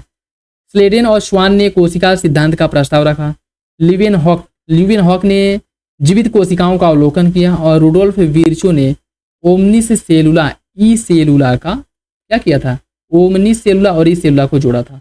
इन सभी को आपको खोज के हिसाब से सही क्रम में व्यवस्थित करना है। ठीक है, देखिए इसकी अगर हम बात करें, सबसे पहले रॉबर्ट हुक ने कोशिका का क्या किया, खोज किया, और इसके द्वारा कब किया गया था, यह किया गया था 1665 में। ठीक है, 1665 में। और इससे भी रिलेटेड क्वेश्चंस पूछे जा रहे हैं। अभी जो आर का जो पेपर हुआ था, जो निरस्त हो गया, उसमें देखेंगे कि ऐसे रिलेटेड एक क्वेश्चन था। ठीक, जैसे सेम इसी तरह मिलान करना था। ठीक, स्लेडेन और श्वान ने कोशिका सिद्धांत का प्रस्ताव रखा था, या कब रखा था? देखिए इसकी अगर हम बात करें, या इन्होंने 1838-39 में रखा था, 3839 में। ठीक है, और लिविनहॉक ने जीवित कोशिका का अवलोकन किया था। लिविनहॉक द्वारा 1674 में जीवित कोशिका का अवलोकन किया गया था। रुडोल्फ विर्चो ने ओमनिस सेलुला और ई सेलुला को जोड़ा था, और इनके द्वारा जोड़ा कब गया था, इनके द्वारा जो है जोड़ा गया था आपका 1855 में। ठीक है, तो इसका जो सही आंसर है वो होना चाहिए आपका 1, 3, 2, 4 ऑप्शन सी। ठीक है, सही हो जाएगा, इज राइट आंसर। अंगों को उनके विशेषताओं और कार्यों से मिलान कीजिए। लाइसोसोम का कार्य क्या है? देखिए लाइसोसोम की अगर हम बात करें, लाइसोसोम का कार्य है पाचन एंजाइम अर्थात हाइड्रोलिस से भरे होते हैं, जो घी से पीटे अंगों को तोड़ने का कार्य करता है। ठीक है, और राइबोसोम की बात करें, राइबोसोम जो है प्रोटीन संश्लेषण का स्थल है, और यह जो है राइबोसोम प्रोटीन संश्लेषण का स्थल होता है। ठीक है, गाल्जी उपकरण स्त्रावण के लिए प्रोटीन को संशोधित करता है, छांटता है, और उनका पैकेट अर्थात बंडल में क्या करता है, कन्वर्ट करता है, पैकेजिंग स्त्राव। ठीक, और चिकना ईआर जो है, चिकना ईआर में राइबोसोम की कमी होती है, जो लिपिड संश्लेषण और विषहरण में शामिल होता है। ठीक है, इसका सही आंसर हो जाएगा आपका ऑप्शन, इसका जो सही आंसर है वो हो जाएगा 4, 2, 3, 1 ऑप्शन इज राइट आंसर। निम्नलिखित में से कौन सा सही ढंग से मेल नहीं खाता है? माइटोकांड्रिया, एटीपी उत्पादन और दोहरी झिल्ली होती है। न्यूक्लियोलस राइबोसोमल आरएनए संश्लेषण का स्थान है। यह प्लाज्मा झिल्ली सेलुलोज से बना होता है, और सेंट्रोसोम या पशु कोशिकाओं में धुरी निर्माण में मदद करता है। इसमें बताना है कौन सा विकल्प गलत है। गलत विकल्प का इसमें आपको चयन करना है। ठीक है, देखिए इसका जो सही आंसर है वो जाएगा ऑप्शन सी, प्लाज्मा झिल्ली सेलुलोज से बनी होती है, गलत है। ठीक है, आपका गलत हो जाएगा। सेलुलोज पौधे की कोशिका भित्ति का मुख्य घटक होता है, न कि झिल्ली। ठीक है, बाकी प्लाज्मा झिल्ली या फॉस्फोलिपिड बाइलेयर से बनी होती है, जिसमें एम्बेडेड प्रोटीन पाया जाता है, न कि सेलुलोज की। सही आंसर ये। माइटोकांड्रिया को कोशिका का पावर हाउस कहा जाता है। माइटोकांड्रिया कोशिका के लिए आवश्यक प्रोटीनों का संश्लेषण करती है या करता है। कौन सा विकल्प इसके बारे में सही होगा? इसका सही आंसर सी हो जाएगा। पहला तो आपका सही है, दूसरा गलत है। ठीक है, दूसरा गलत है। दूसरा गलत क्यों है? माइटोकॉन्ड्रिया ज़्यादातर कोशिकीय प्रोटीन को संश्लेषित नहीं करती है। प्रोटीन संश्लेषण राइबोसोम द्वारा किया जाता है, या तो कोशिका द्रव में मुक्त रूप से खुरदरी यार का निर्मित होता है। ठीक है, तो प्रोटीन का जो संश्लेषण होता है या राइबोसोम द्वारा किया जाता है, ना कि माइटोकॉन्ड्रिया द्वारा। पहला आपका सही है, दूसरा गलत। प्रयोगशाला में बनने वाला सर्वप्रथम कार्बनिक यौगिक कौन सा है? प्रयोगशाला में बनने वाला पहला कार्बनिक यौगिक कौन सा है? मीथेन, यूरिया, एसिटिक अम्ल या फिर एल्किन? इसका सही आंसर क्या है? इसका सही आंसर सी हो जाएगा यूरिया। ठीक है, यूरिया। देखिए, प्रयोगशाला में बनने वाला यूरिया का संश्लेषण किया गया था सबसे पहले, और यह कब किया गया था? अगर ये पूछ ले तो याद रखिएगा, किया गया था 1828 में। ठीक है, जीवन शक्ति के सिद्धांत का संबंध किस रसायन शास्त्री से? जीवन शक्ति के सिद्धांत कोलवे, वोहलर, बर्थेलोट या फिर वर्जीलियस? इसका सही आंसर क्या है? इसका सही आंसर डी हो जाएगा, वर्जीलियस। ऑप्शन डी इसका सही है। कार्बनिक यौगिक जिसमें कार्बन के सभी परमाणु एक खुली श्रृंखला से जुड़े रहते हैं उन्हें क्या कहा जाता है? एलिफैटिक, चक्रीय यौगिक, एरोमेटिक यौगिक या फिर एलिसाइक्लिक? इसे क्या कहा जाता है? देखिए, इसकी अगर हम बात करें, इसे कहा जाता है एलिफैटिक। ऑप्शन है एलिफैटिक, इसको एलिफैटिक कहा जाता है। ठीक है, बहुलीकरण के संदर्भ में देखिए कौन सा विकल्प सही है, सही विकल्प का पहचान करना। ठीक है, यह जो है यह एक उत्क्रमणीय क्रिया है जिसमें बहुलक सरलता से आरंभिक यौगिक में बदल जाता है। इसमें विभिन्न प्रकार के अणु परस्पर संयोग करते हैं। इसमें कार्बन परमाणु नया बंधन बनाता है। इसमें जल के अणु मुक्त नहीं होते हैं। कौन सा विकल्प इसके बारे में सही होगा? देखिए, इसका सही आंसर हो जाएगा ऑप्शन सी। इसका सही आंसर सी हो जाएगा। पहला और चौथा सही है, दूसरा और तीसरा गलत हो जाएगा। ठीक है, दूसरा तीसरा गलत हो जाएगा। इसमें अगर हम बात करें तो यह एक उत्क्रमणीय क्रिया है। इसमें बहुलक सरलता से आरंभिक यौगिक में बदल जाता है। इसमें एक ही प्रकार के अणु परस्पर संयोग करते हैं और इसमें कार्बन परमाणु नहीं बनता है। ठीक है, कार्बन परमाणु के जो बंधन नहीं पाए जाते हैं। पॉलीथीन, टेरेलिन और नाइलिन आदि बहुलक में मुख्य रूप से देखने को मिलता है। ठीक है, तो सही आंसर इसका ये हो जाएगा। एक सेकेंड, सही आंसर इसका सी होगा ना कि ये। ठीक, सही आंसर सी हो जाएगा। निम्नलिखित में से पॉलीमर का उपयोग ट्यूब बनाने में किया जाता है। इस पॉलीमर का उपयोग ट्यूब बनाने के लिए किया जाता है। पॉलीथीन, पॉलीप्रोपाइलिन, पॉलीविनाइल क्लोराइड या फिर टेरेलिन? कौन सा विकल्प इसका सही है?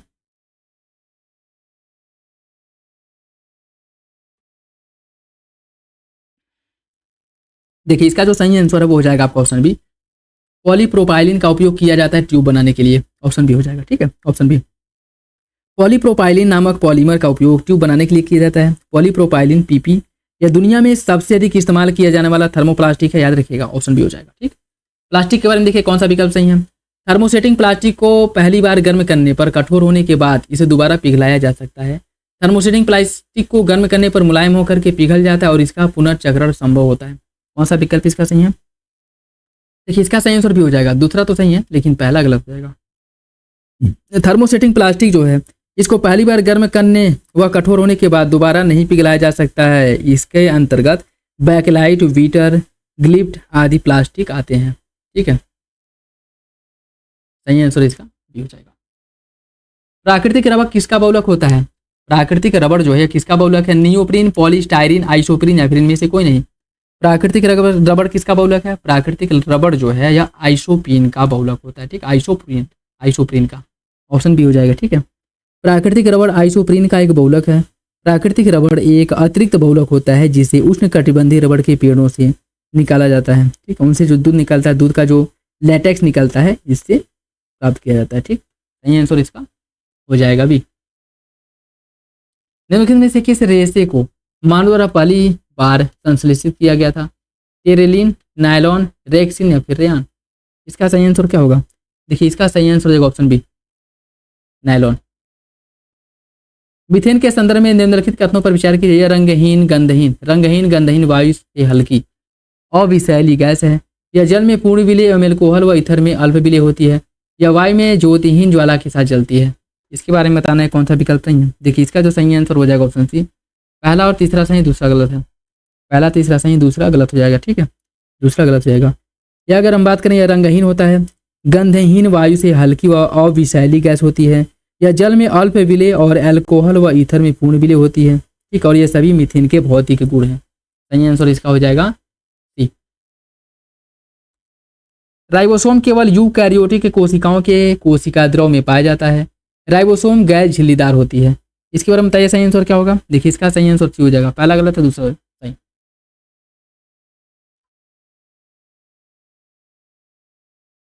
पहला गलत हो जाएगा, दूसरा आपका सही है, ऑप्शन सी है, ऑप्शन सी। देखिए राइबोसोम गैर झिल्लीदार होती है जो आरएनए और प्रोटीन से बनी होती है। प्रोकैरियोटिक और यूकैरियोटिक दोनों में पाई जाती है, ऐसा नहीं है कि यह केवल यूकैरियोटिक में पाई जाती है, यूकैरियोटिक और प्रोकैरियोटिक दोनों में पाई जाती है, ठीक है। और इसके साथ साथ राइबोसोम साइटोप्लाज्मा तक सीमित नहीं होती है, वे रफ एंडोप्लाज्मिक, ये जो है रफ एंडोप्लाज्मिक रेटिकुलम पर भी पाया जाता है। इसके साथ साथ यहाँ तक माइटोकांड्रिया और क्लोरोप्लास्ट के अंदर भी पाया जाता है, ठीक है। तो याद रखिएगा, सी हो जाएगा। प्रोटीन संश्लेषण अनुवाद, प्रोटीन संश्लेषण के दौरान निम्नलिखित घटनाओं को सही क्रम में व्यवस्थित कीजिए। mRNA मैसेंजर आरएनए राइबोसोम से जुड़ता है। ट्रांसफर आरएनए विशिष्ट अमीनो एसिड लाता है। अमीनो एसिड के बीच पेप्टाइड बॉन्ड का निर्माण होता है और चेन का विस्तार और पॉलीपेप्टाइड का निकलना। इन सभी को प्रोटीन संश्लेषण के क्रम से आपको लगाना है, ठीक है, प्रोटीन संश्लेषण के क्रम से लगाना है, ठीक है। देखिए इसकी अगर हम बात करें तो मैसेंजर आरएनए राइबोसोम से जुड़ता है, ठीक बात है, पहले नंबर पे आ जाएगा, ठीक है। ट्रांसफर आरएनए विशिष्ट अमीनो एसिड लाता है, ये दूसरे नंबर पे आ जाएगा।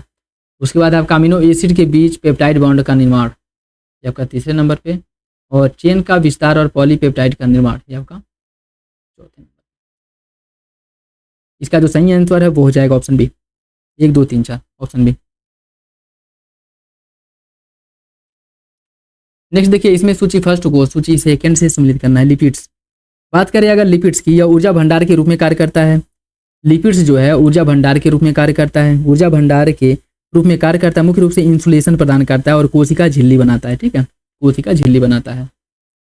प्रोटीन की बात करें, प्रोटीन जो है एंजाइम जैसे एमाइलेज, संरचनात्मक तत्व जैसे कीरोटिन के रूप में कार्य करता है, ठीक है। तो यह जो है आपका प्रोटीन जो है कार्य करता है एंजाइमेटिक और संरचनात्मक भूमिका निभाता है इसके द्वारा, ठीक है। न्यूक्लिक एसिड जो है इसके द्वारा अनुवांशिक जानकारी संग्रहित की जाती है और संचारित की जाती है। अनुवांशिक जानकारी संग्रहित और भंडारित और संचरित होती है, ठीक है।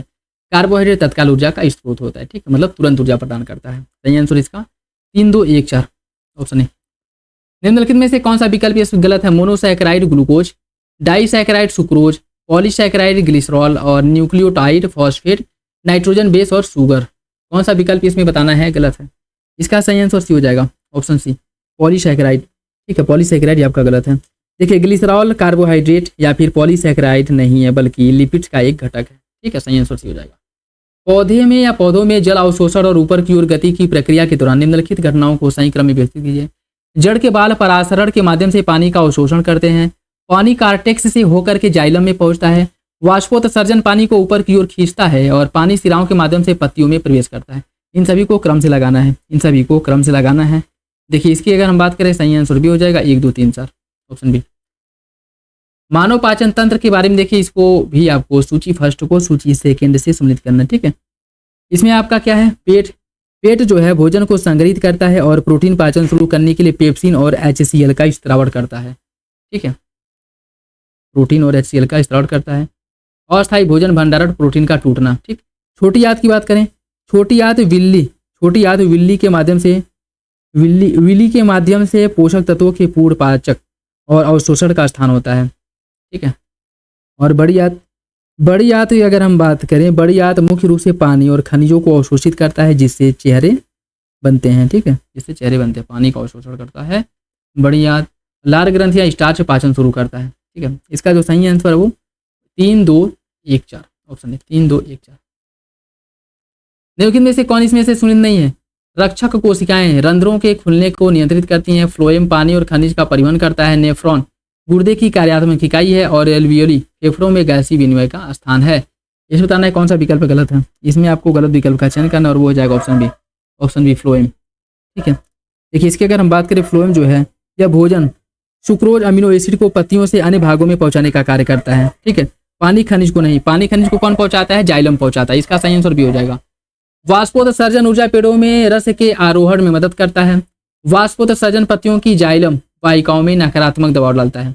इसके बारे में बताना है कौन सा विकल्प गलत है। देखिए इसका अगर हम बात करें, सही आंसर हो जाएगा, दोनों विकल्प सही और आगे की सही व्याख्या करता है, ऑप्शन ए हो जाएगा, ऑप्शन ए। पित्त रस में एंजाइम्स होते हैं जो वसा को पचाता है। पित्त एंजाइम क्रिया में सहायता करने के लिए वसा को छोटे छोटे गोलों में पायचीकृत करता है। कौन सा विकल्प इसके बारे में सही है? देखिए इसकी बात करें, इसका सही आंसर सी हो जाएगा। पहला तो आपका गलत है, लेकिन दूसरा सही हो जाएगा। ठीक है, दूसरा सही। पहले में क्या कह रहा है कि पित्त रस में एंजाइम्स होते हैं जो वसा को पचाता है, ये आपका गलत है। ठीक है, ये जो है गलत हो जाएगा। ठीक है, पित्त रस में पित्त लवण पाया जाता है जो वसा को पायसीकृत करता है। ठीक है, और उन्हें छोटे छोटे कणों में तोड़ता है। लाइपेज अग्नाशय से जैसे जो एंजाइम्स होते हैं कार्य करने के लिए सतह क्षेत्र का क्या करता है, निर्माण करता है। ठीक है, पहला सही है, पहला गलत है, दूसरा सही। रोगजनक के शरीर में प्रवेश करने के बाद प्रतिरक्षा प्रतिक्रिया में घटनाओं का सही क्रम क्या है, इनको भी आपको सही क्रम में लगाना है। ठीक, देखिए इसकी अगर हम बात करें, सबसे पहले आपका मैक्रोफेज द्वारा एंटीजन की पहचान की जाएगी, मैक्रोफेज द्वारा एंटीजन की पहचान की जाएगी। उसके बाद बी और टी लिम्फोसाइट्स सक्रिय हो जाएंगे। ठीक है, उसके बाद जो है एंटीबॉडी का स्त्राव और साइटोक्सिक ऑक्सीजन का स्त्राव और साइटोक्सिक हमला होगा। ठीक, ये आपका तीसरे नंबर पे आ जाएगा। और भविष्य की रक्षा के लिए मेमोरी सेल का निर्माण होगा, या चौथे नंबर पे आ जाएगा। ठीक है, इसका जो सही आंसर वो हो जाएगा ऑप्शन सी, ऑप्शन सी।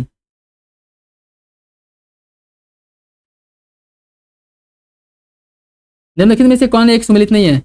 सक्रिय प्रतिरक्षा टीकाकरण के माध्यम से सक्रिय निष्क्रिय प्रतिरक्षा तैयार एंटीबॉडी का स्थानांतरण करके इंटरफेरॉन जीवाणु संक्रमण के खिलाफ स्त्रावण एंटीजन पदार्थों में प्रतिरक्षा प्रतिक्रिया को उत्तेजित करता है। कौन सा विकल्प इसमें से गलत है? देखिए इसकी अगर हम बात करें, इसका सही आंसर सी हो जाएगा। इंटरफेरॉन जीवाणु संक्रमण के खिलाफ स्रावित होता है, ये गलत है। ठीक है, देखिए इंटरफेरॉन की अगर हम बात करें, इंटरफेरॉन वायरस से संक्रमित कोशिकाओं द्वारा वायरल प्रतिकृति को रोकने के लिए स्रावित प्रोटीन होता है, न कि जीवाणु संक्रमण। तो सही आंसर सी है। आधुनिक आवर्त सारणी को निम्नलिखित में से किस आधार पर बनाया गया है? परमाणु भार क्रमांक, तत्वों के रासायनिक गुण के आधार पर, या फिर ए और बी? इसका सही आंसर क्या है? इसका सही आंसर भी हो जाएगा परमाणु क्रमांक के आधार पर। ठीक, ऑप्शन बी। निम्नलिखित में से मेंडलीव की आवर्त सारणी के दोष क्या हैं? मेंडलीव की आवर्त सारणी के दोष क्या हैं? देखिए इसमें अगर बात करें, असमान तत्वों को एक साथ रखा जाना, अक्रिय गैसों के लिए सारणी में जगह न होना, अधिक परमाणु भार वाले तत्व कम भार वाले तत्व से पहले रखे जाते हैं, हाइड्रोजन को प्रथम व 8वें वर्ग दोनों में एक साथ रखना। कौन सा विकल्प इसके बारे में सही होगा? इसका सही आंसर हो जाएगा 1, 2, 3, ऑप्शन सी, 1, 2, 3। सभी तत्वों में अधिकतम विद्युत ऋणात्मकता किस तत्व की होती है? क्लोरीन, ब्रोमीन, फ्लोरीन या फिर आयोडीन? किसमें होती है? देखिए इसका सही आंसर भी हो जाएगा क्लोरीन, ऑप्शन बी। निम्नलिखित में से कौन से धातु रासायनिक गुण, निम्नलिखित में से कौन धातुओं के रासायनिक गुण हैं? जल से अभिक्रिया कर धातु हाइड्रोक्साइड या ऑक्साइड या हाइड्रोजन गैस बनाता है। ऑक्साइड की प्रकृति क्षारीय होती है। धातुएं अनुनादी होती हैं। कौन सा विकल्प इसके बारे में सही होगा? देखिए इसकी अगर बात करें, सही आंसर हो जाएगा ऑप्शन ए। पहला और दूसरा तो सही है, दूसरा तीसरा गलत हो जाएगा। धातुएं अनुनादी हैं, यह आपका गलत है। ठीक है, धातुएं अनुनादी होती हैं, अर्थात जब यह किसी वस्तु से टकराती हैं तो ध्वनि उत्पन्न करती हैं। यह गुण धातुओं का भौतिक गुण होता है। ठीक है, और इसमें क्या पूछा है? इसमें पूछा है रासायनिक गुण। तो सही आंसर हो जाएगा ऑप्शन ए। चुंबकीय पृथक्करण विधि द्वारा किन अयस्कों का स्थानांतरण करता है? सल्फर व सल्फाइड व ऑक्साइड का। अयस्कों में कोई चुंबकीय पदार्थ का मिले होने पर, कंकड़ पत्थर मिट्टी मिले होने पर, या इनमें से सभी? इसका सही आंसर क्या है? इसका सही आंसर भी हो जाएगा ऑप्शन बी। निम्नलिखित में से अपस्फोटन रोधी यौगिक के निर्माण में किस धातु का उपयोग किया जाता है? सोडियम, एल्यूमिनियम, मैग्नीशियम या फिर लोहा? इसमें प्रयोग किया जाता है सोडियम का, ऑप्शन ए हो जाएगा। सोडियम धातु का निष्कर्षण डाउन और कास्टनर विधि द्वारा किया जाता है। द्रवित सोडियम का उपयोग नाभिकीय भट्टियों में मंदक के रूप में किया जाता है। इसमें बताना है कौन सा विकल्प सही है, और वो हो जाएगा आपका ऑप्शन ए। पहला सही है, दूसरा गलत है। ठीक है, दूसरा गलत हो जाएगा। धातुओं के संदर्भ में देखिए, इनमें अधातु वर्धनीयता और तन्यता के गुण पाए जाते हैं। यह पारा में घुल करके अमलगम बनाते हैं। यह केवल विद्युत के सुचालक होते हैं, और इसमें इलेक्ट्रॉन त्याग करके धनायन बनाने की प्रवृत्ति देखने को मिलती है। ठीक है, इलेक्ट्रॉन त्याग कर धनायन बनाने की प्रवृत्ति पाई जाती है या फिर देखने को मिलती है। बताइए कूट के हिसाब से सही आंसर इसका क्या होगा? देखिए इसका जो सही आंसर है वो हो जाएगा ऑप्शन डी। 1, 2, 4 सही है, 1, 2, 4 सही है, तीसरा गलत हो जाएगा। ये केवल विद्युत के सुचालक होते हैं, ये केवल विद्युत के सुचालक होते हैं, गलत हो जाएगा। ठीक है, सही आंसर भी हो जाएगा, सॉरी डी हो जाएगा। देखिए इसमें बताना है कौन से अधातुओं के उदाहरण हैं? सल्फर, फास्फोरस, नाइट्रोजन और जिंक। कूट के हिसाब से बताइए कौन इसमें से अधातुएं हैं? देखिए इसके जो सही आंसर हो जाएगा ऑप्शन ए। सल्फर, नाइट्रोजन और फास्फोरस ये सभी अधातु हैं। ठीक है, सही आंसर हो जाएगा ऑप्शन ए। निम्नलिखित में से कौन सा असमांग मिश्रण का उदाहरण है? चीनी का जल में विलयन, गंधक का कार्बन डाइऑक्साइड में विलयन, नमक का जल में, या फिर बालू एवं नमक का मिश्रण। कौन इसमें से आपको बताना है कौन असमांगी मिश्रण के या विषमांगी मिश्रण के अंतर्गत आता है। देखिए इसका जो सही आंसर हो जाएगा ऑप्शन डी, बालू का नमक में मिलना, ऑप्शन डी। निम्नलिखित में से किस बल के कारण पदार्थों के सभी अणु ठोस द्रव अवस्था में एक साथ जुड़े रहते हैं। अंतर आणविक आकर्षण बल द्वारा, विद्युत आकर्षण बल द्वारा, चुंबकीय बल, या फिर इनमें से कोई नहीं। इसका सही आंसर हो जाएगा ऑप्शन ए, अंतर आणविक आकर्षण बल के माध्यम से पदार्थ के जो अणु हैं वो ठोस एवं द्रव अवस्था में एक साथ बंधे रहते हैं। कौन सा विकल्प इसमें से ऊर्ध्वपातन का उदाहरण है। Naphthalene, anthracene, ammonium chloride. कौन इसमें से ऊर्ध्वपातन का उदाहरण है ये आपको बताना है। देखिए इसका जो सही आंसर है वो हो जाएगा आपका ऑप्शन डी, ऑप्शन डी हो जाएगा। ठीक है, तीनों विकल्प सही है। ठीक है, तीनों ऊर्ध्वपातन के उदाहरण है। निम्नलिखित में से कौन सा युग में सम्मिलित है। कुछ खोज और खोजकर्ता दिए गए। Electron J Thomson, proton Rutherford, neutron Chadwick और नाभिक गोल्डस्टीन। इसमें आपको बताना है कौन सा विकल्प सही है, वो हो जाएगा ऑप्शन बी, ऑप्शन बी हो जाएगा। ठीक है, देखिए प्रोटॉन की खोज गोल्डस्टीन ने की थी और इसका प्रोटॉन नाम रदरफोर्ड ने दिया था। ठीक है, निम्नलिखित में से किस मॉडल में यह स्पष्ट हुआ कि इलेक्ट्रॉन नाभिक के चारों ओर अनिश्चित कक्षाओं में परिभ्रमण न करके बल्कि कुछ चुनी हुई अनुमेय कक्षाओं में ही परिभ्रमण करता है। रदरफोर्ड का नाभिकीय सिद्धांत, प्लैंक का क्वांटम सिद्धांत, बोर का मॉडल, या फिर बाउ का नियम। इससे इसके बारे में हमें जानकारी मिली थी, इसकी जानकारी मिली थी बोर के मॉडल से, ऑप्शन सी हो जाएगा। ठीक है, बोर के मॉडल से।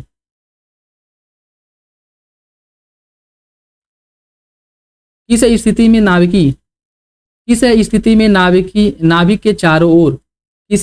नाभिक के चारों ओर परिभ्रमण करने पर इलेक्ट्रॉन अपनी ऊर्जा का ह्रास नहीं करता है। स्थिर कक्षा में रहकर के परिभ्रमण करने पर, अस्थिर कक्षा में रहकर परिभ्रमण, एक कक्षा से दूसरे कक्षा में जाने पर, या इनमें से कोई नहीं। इसका सही आंसर क्या है, इसका सही आंसर ये हो जाएगा स्थिर कक्षा में रहकर परिभ्रमण करने पर इलेक्ट्रॉन अपनी ऊर्जा का ह्रास नहीं करता है। किसी परमाणु की बाह्यतम कक्षा में उपस्थित इलेक्ट्रॉन को क्या कहा जाता है। कोर इलेक्ट्रॉन, संयोजी इलेक्ट्रॉन, ए और बी, या इनमें से कोई नहीं। इन्हें कहा जाता है संयोजी इलेक्ट्रॉन, ऑप्शन बी हो जाएगा। संयोजी इलेक्ट्रॉन की ऊर्जा परमाणु में उपस्थित अन्य इलेक्ट्रॉन की अपेक्षा कम होती है। अनेक तत्वों में संयोजी इलेक्ट्रॉन की भिन्न भिन्न संख्या के कारण तत्वों के भौतिक गुणों में भिन्नता देखने को मिलती है। इसमें आपको गलत विकल्प की पहचान करनी है, गलत विकल्प की पहचान करनी है। इसका सही आंसर सी हो जाएगा। ठीक है, दोनों। देखिए इसकी अगर हम बात करें, संयोजी इलेक्ट्रॉन की ऊर्जा परमाणु में उपस्थित अन्य इलेक्ट्रॉन की अपेक्षा अधिक होती है। विभिन्न तत्वों के संयोजी इलेक्ट्रॉन की संख्या भिन्न भिन्न हो तो उनके रासायनिक गुणों में भिन्नता देखने को मिलती है। ठीक है, उनके रासायनिक गुणों में, न कि भौतिक गुणों में। ठीक, प्रभावी नगरपालिका ठोस अपशिष्ट प्रबंधन के लिए निम्नलिखित चरणों को सही क्रम में व्यवस्थित है। बायोडिग्रेडेबल और गैर बायोडिग्रेडेबल कचरे का पृथक्करण करना, इसका उपयोग योग्य कचरे का खाद बनाना और उसका पुनर्चक्रण करना, कचरे का संग्रह और परिवहन करना, लैंडफिल में बचे हुए कचरे का सुरक्षित निपटान करना। इन सभी को क्रम से आपको लगाना है, इन सभी को क्रम से लगाना है। देखिए पहले आ जाएगा बायोडिग्रेडेबल और गैर बायोडिग्रेडेबल कचरे को एक दूसरे से अलग करना। ठीक है, यह पहले इसका पहला चरण होगा। उसके बाद अगर हम बात करें, इसके बाद जो है आपका कचरे का संग्रह और परिवहन किया जाएगा। ठीक, कचरे का संग्रह और परिवहन। उसके बाद उपयोग कचरे का खाद बनाया जाएगा और उसके बाद पुनः जो है उसका पुनर्चक्रण किया जाएगा आपका तीसरे नंबर पे। और लैंडफिल में बचे हुए कचरे को सुरक्षित निपटान की जाएगी। सही आंसर इसका जो है वो हो जाएगा 1, 3, 2, 4 ऑप्शन सी, 1, 3, 2, 4 ऑप्शन सी। मिलान प्रकार अवधारणा भ्रम जाल, इसमें पर्यावरण प्रदूषण और उनसे संबंधित प्रभाव दिए गए हैं। प्रदूषण और पर्यावरणीय प्रभाव। सल्फर से क्या होगा, बात करें अगर हम सल्फर से, सल्फर डाइऑक्साइड जो है इसका जो प्रमुख वायु प्रदूषण है जो अम्लीय वर्षा और श्वसन संबंधी बीमारी का कारण बनता है। अम्लीय वर्षा और श्वसन से संबंधित बीमारी से होती है। DDT एक अस्थायी जैविक कीटनाशक है जो जलीय खाद्य श्रृंखला में जैव आवर्धन से गुजरता है। जैव आवर्धन, ठीक है, जैव आवर्धन का कार्य करता है।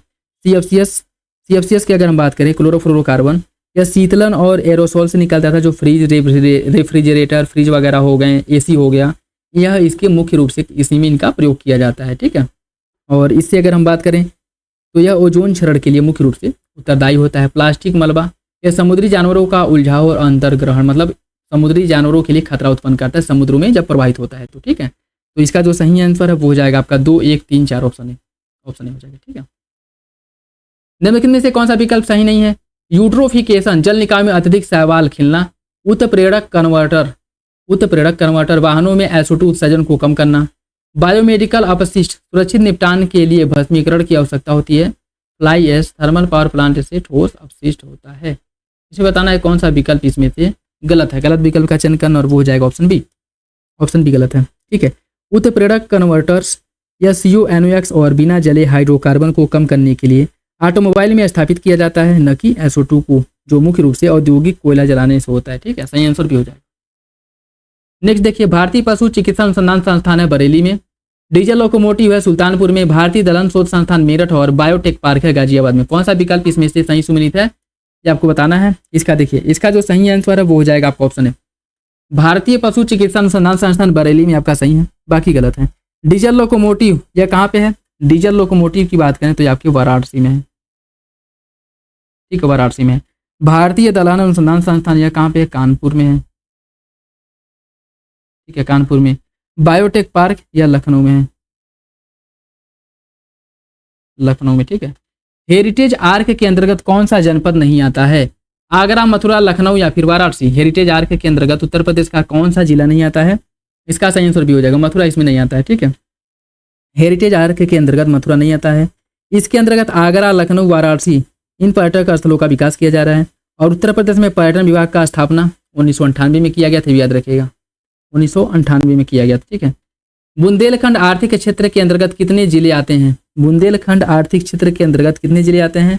इसके अंतर्गत टोटल जो है 7 जिले आते हैं। ठीक है, 7 जिले आते हैं। और वो कौन कौन से हैं इसके अंदर बात करें हम तो है आपका झांसी, ललितपुर, जालौन, चित्रकूट। झांसी, ललितपुर, जालौन, चित्रकूट, बादा, हमीरपुर और महोबा। सही आंसर हो जाएगा। उत्तर प्रदेश लघु उद्योग निगम लिमिटेड, इसका मुख्यालय कहाँ है? कानपुर, नोएडा, मथुरा या फिर शाहजहांपुर। कौन सा विकल्प इसका सही होगा? इसका सही आंसर हो जाएगा कानपुर में है। ठीक है, कानपुर में। और अगर इसका स्थापना पूछ ले 1958 में हुआ था, ये भी याद रखिएगा। ठीक है, इसी को पिकअप के नाम से जाना जाता है, ये भी याद रखिएगा। उत्तर प्रदेश में लकड़ी पर नक्काशी का काम सहारनपुर और नगीना में किया जाता है। उत्तर प्रदेश में बेत की छड़ियाँ अमरोहा में बनाई जाती है। इसका सही आंसर क्या है? इसका सही आंसर हो जाएगा, पहला तो सही लेकिन दूसरा गलत है। ठीक है, दूसरा गलत है। देखिए, इसकी अगर हम बात करें, लकड़ी पर नक्काशी का काम सहारनपुर में किया, बात बिल्कुल ठीक है। उत्तर प्रदेश में लकड़ी के फर्नीचर और खिलौने बनाने का जो मुख्य रूप से उद्योग हाथरस, वाराणसी, सहारनपुर, बरेली में है। ठीक, और जो वेद की झड़ियाँ बनाने का कार्य किया जाता है यह मुख्य रूप से बरेली वाले क्षेत्र में होता है। ठीक है, निम्नलिखित कथनों, निम्नलिखित कथनों, ये आपका कुछ भी लिखते हैं। निम्नलिखित कथनों पर विचार कीजिए। उत्तर प्रदेश के 8 जिले बिहार से सीमा बनाते हैं। उत्तर प्रदेश का एक जिला दिल्ली से सीमा साझा करता है। देखिए, यूपी स्पेशल जो वीडियो अपलोड किया गया था उसमें इन सबको हम लोग डिटेल से डिस्कस किए हैं। ठीक है, तो अगर यूपी से रिलेटेड जो भी डाउट हो उसको उस वीडियो को एग्जाम से पहले आप लोग जरूर देख लीजिएगा। ठीक है, उसको अच्छे से देख लेते हैं तो सारे में जो भी क्वेश्चन अब तक जो क्वेश्चन हम लोग सॉल्व किए हैं यूपी से रिलेटेड सारे क्वेश्चन आप लोग इजीली सॉल्व कर लेंगे। ठीक है, तो बताना इसके बारे में। देखिए कौन सा विकल्प सही है। देखिए, इसका सही आंसर हो जाएगा ऑप्शन डी, कोई नहीं। ठीक है, देखिए, उत्तर प्रदेश के 7 जिले बिहार के साथ सीमा साझा करते हैं। ठीक है, जिसमें सोनभद्र, चंदौली, गाजीपुर, बलिया, देवरिया, कुशीनगर और महाराजगंज है। उत्तर प्रदेश का गाजियाबाद और गौतम बुद्ध नगर दिल्ली के साथ सीमा साझा करता है। ठीक है, तो गलत हो जाएगा दोनों। 1858 तक उत्तर प्रदेश की राजधानी आगरा थी। उत्तर प्रदेश का राजकीय चिन्ह 1948 में डिजाइन किया गया था। कौन सा विकल्प इसके बारे में गलत है? देखिए, इसका जो सही आंसर है वो हो जाएगा ऑप्शन बी, दूसरा गलत है। ठीक है, दूसरा गलत हो जाएगा। ठीक, देखिए, उत्तर प्रदेश का जो राजकीय चिन्ह है इसे डिजाइन किया गया था कब? 1916 में। ठीक है, 1916 में। सही आंसर हो जाएगा भी। उत्तर प्रदेश के मध्य मैदान क्षेत्र का ढाल है उत्तर से दक्षिण, पूर्व से पश्चिम, दक्षिण पूर्व से उत्तर पश्चिम और उत्तर पश्चिम से दक्षिण पूर्व। किस साइड है ये आपको बताना है। इसका सही आंसर डी हो जाएगा, उत्तर पश्चिम से दक्षिण पूर्व। ठीक है, यह जो है आपका उत्तर पश्चिम से दक्षिण पूर्व की ओर है। ठीक है, उत्तर पश्चिम से दक्षिण पूर्व की। उत्तर प्रदेश के किस क्षेत्र में सबसे अधिक वर्षा होती है? उत्तर प्रदेश के किस क्षेत्र में सबसे अधिक वर्षा होती है? तराई वाले क्षेत्र में, जो मुख्य रूप से तराई बेल्ट है, जो आपका गोरखपुर, गोंडा, महाराजगंज वाला क्षेत्र आता है। ठीक है, सी हो जाएगा।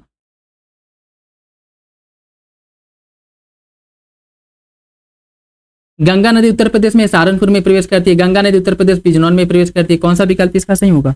इसका सही आंसर हो जाएगा ऑप्शन डी, ऑप्शन डी हो जाएगा। ठीक है, गंगा नदी का उद्गम गंगोत्री ग्लेशियर से होता है और यह बिजनौर जिले से उत्तर प्रदेश में प्रवेश करती है। कहाँ से करती है? यह उत्तर प्रदेश में बिजनौर जिले से प्रवेश करती है। ठीक है, और यमुना नदी का उद्गम यमुनोत्री हिमनद से होता है और यह नदी प्रवेश सहारनपुर में करती है। ठीक है, तो गंगा नदी जो उत्तर प्रदेश में प्रवेश करती है बिजनौर जिले से, और यमुना नदी जो प्रवेश करती है सहारनपुर से, दोनों एक दूसरे के अपोजिट हैं। उत्तर प्रदेश के निम्नलिखित शहरों पर विचार कीजिए, गाजीपुर, मिर्जापुर, बस्ती, कौशाम्बी, इनमें से कौन सा शहर गंगा नदी के तट पर स्थित है? कौन सा शहर गंगा नदी के तट पर स्थित है? इसका सही आंसर हो जाएगा डी, पहला और तीसरा, गाजीपुर और मिर्जापुर, ये दोनों गंगा नदी के तट पर स्थित हैं। ठीक है, निम्नलिखित करना अपन देखिए, सपरार नहर ललितपुर से निकाली गई है, सपरार नहर निकाली गई है ललितपुर से। मेजा जलाशय है वाराणसी में, कौन सा विकल्प इसका सही होगा? इसका सही आंसर डी हो जाएगा। ठीक है, देखिए सपरार नहर जो है यह ललितपुर नहीं बल्कि कहाँ पे है? झांसी में है, झांसी में। ठीक, और मेजा जलाशय की बात करें तो यह जो है आपके प्रयागराज में है। ठीक है, सही आंसर हो जाएगा डी। निम्नलिखित में से कौन सी परियोजना उत्तर प्रदेश की जल विद्युत परियोजना है? माता टीला, पनकी, हरदुआगंज, परीक्षा, कौन इसमें से बताना है उत्तर प्रदेश की जल विद्युत परियोजना है? इसका जो सही आंसर है वो हो जाएगा ऑप्शन ए, माता टीला। ठीक है, जिसका निर्माण बेतवा नदी पर किया गया। उत्तर प्रदेश में किस वर्ष वैकल्पिक ऊर्जा विकास संस्थान का स्थापना किया गया था?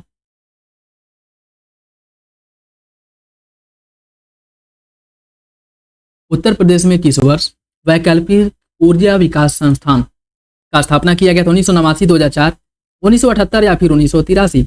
इसका सही आंसर हो जाएगा ऑप्शन डी, 1983 में। ठीक है, 1983 में इसका स्थापना किया गया था।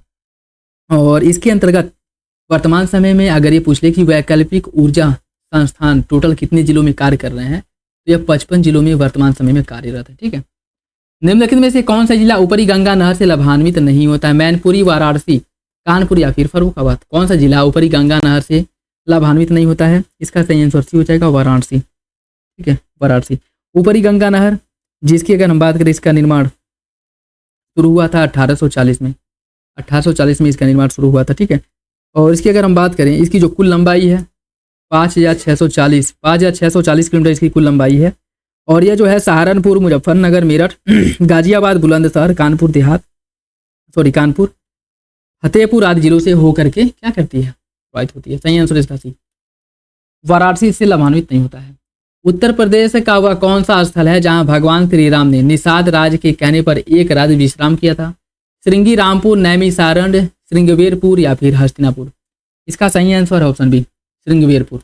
ऑप्शन बी हो जाएगा। ठीक है, श्रृंगवेरपुर जो वर्तमान समय में कहाँ है? प्रयागराज में। ऑप्शन हो जाएगा बी। चक्रतीर्थ ऐतिहासिक स्थल उत्तर प्रदेश के किस जिले में स्थित है? लखीमपुर, सीतापुर, मथुरा या फिर बहराइच? इसका सही आंसर क्या है? देखिए इसका जो सही आंसर है वो हो जाएगा ऑप्शन सी, सीतापुर। कामदगिरी पर्वत, कामदगिरी पर्वत किन दो राज्यों के बीच में है? बिहार और उत्तर प्रदेश के, उत्तर प्रदेश और उत्तराखंड के, उत्तर प्रदेश और झारखंड या फिर मध्य प्रदेश और उत्तर प्रदेश? कामदगिरी पर्वत किन दो राज्यों के बीच में स्थित है? देखिए कामदगिरी पर्वत की अगर हम बात करें तो यह मध्य प्रदेश और उत्तर प्रदेश के बीच में स्थित है, कामदगिरी पर्वत। ठीक है, एमपी और यूपी के बीच में है। ठीक, हर्षवर्धन की मृत्यु के बाद कौन सा क्षेत्र त्रिपक्षीय संघर्ष का केंद्र था? कन्नौज, काशी, प्रयाग या फिर मथुरा? इसका सही आंसर क्या होगा? इसका सही आंसर हो जाएगा ऑप्शन ए, कन्नौज। ठीक है, कन्नौज। कौन सा विकल्प इसमें से सही सुनिए? संत कबीर नगर, इसका मंडल बस्ती, अमेठी, लखनऊ, शामली, मेरठ और बांदा, जालौन? कौन सा विकल्प इसमें से सही सुमिलित है यह बताना है, सही सुमिलित का चयन करना है। ठीक है, देखिए संत कबीर नगर की अगर हम बात करें, सही आंसर हो जाएगा ए, ऑप्शन होगा संत कबीर नगर। बस्ती मंडल के अंतर्गत आता है। अमेठी जो है या आता आपके अयोध्या मंडल के अंतर्गत। ठीक है, अयोध्या मंडल के अंतर्गत। और शामली, शामली आता है सहारनपुर के अंतर्गत। और बांदा की अगर हम बात करें तो यह आता आपके चित्रकूट के अंतर्गत। ठीक है, चित्रकूट के अंतर्गत। सही आंसर इसका हो जाएगा ए। अनुसूचित जातियों के लिए उत्तर प्रदेश विधानसभा में 80 सीटें आरक्षित हैं।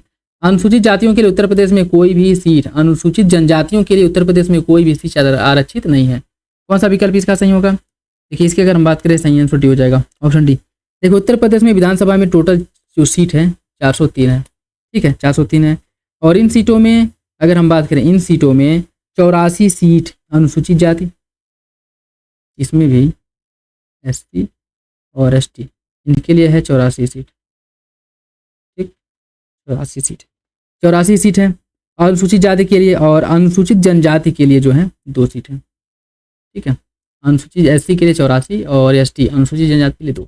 टोटल विधानसभा में 403 सीट है, ठीक।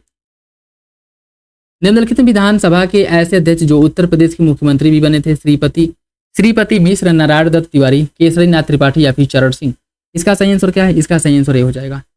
किस वर्ष उत्तर प्रदेश लोक आयुक्त और उप लोकायुक्त अधिनियम पारित किया गया था? इस वर्ष में पारित किया गया था। देखिए, इसे पारित किया गया था 1975 में। 1975 में। निम्नलिखित कथनों पर विचार कीजिए। अमीर खुसरो ने ब्रज भाषा के विकास में महत्वपूर्ण भूमिका निभाई। अमीर खुसरो ने दिल्ली के 7 सुल्तानों का सल्तनत काल देखा था। कौन सा विकल्प इसके बारे में सही होगा? इसका सही आंसर भी हो जाएगा। दूसरा तो सही, पहला गलत है, ठीक है, पहला गलत है।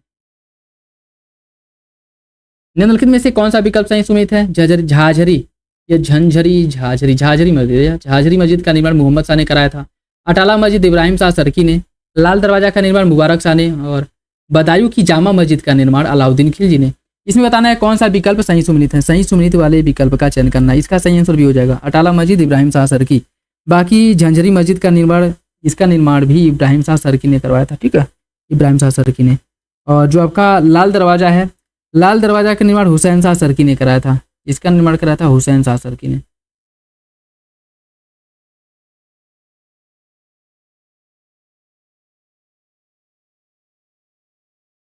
हुसैन शाह सरकी।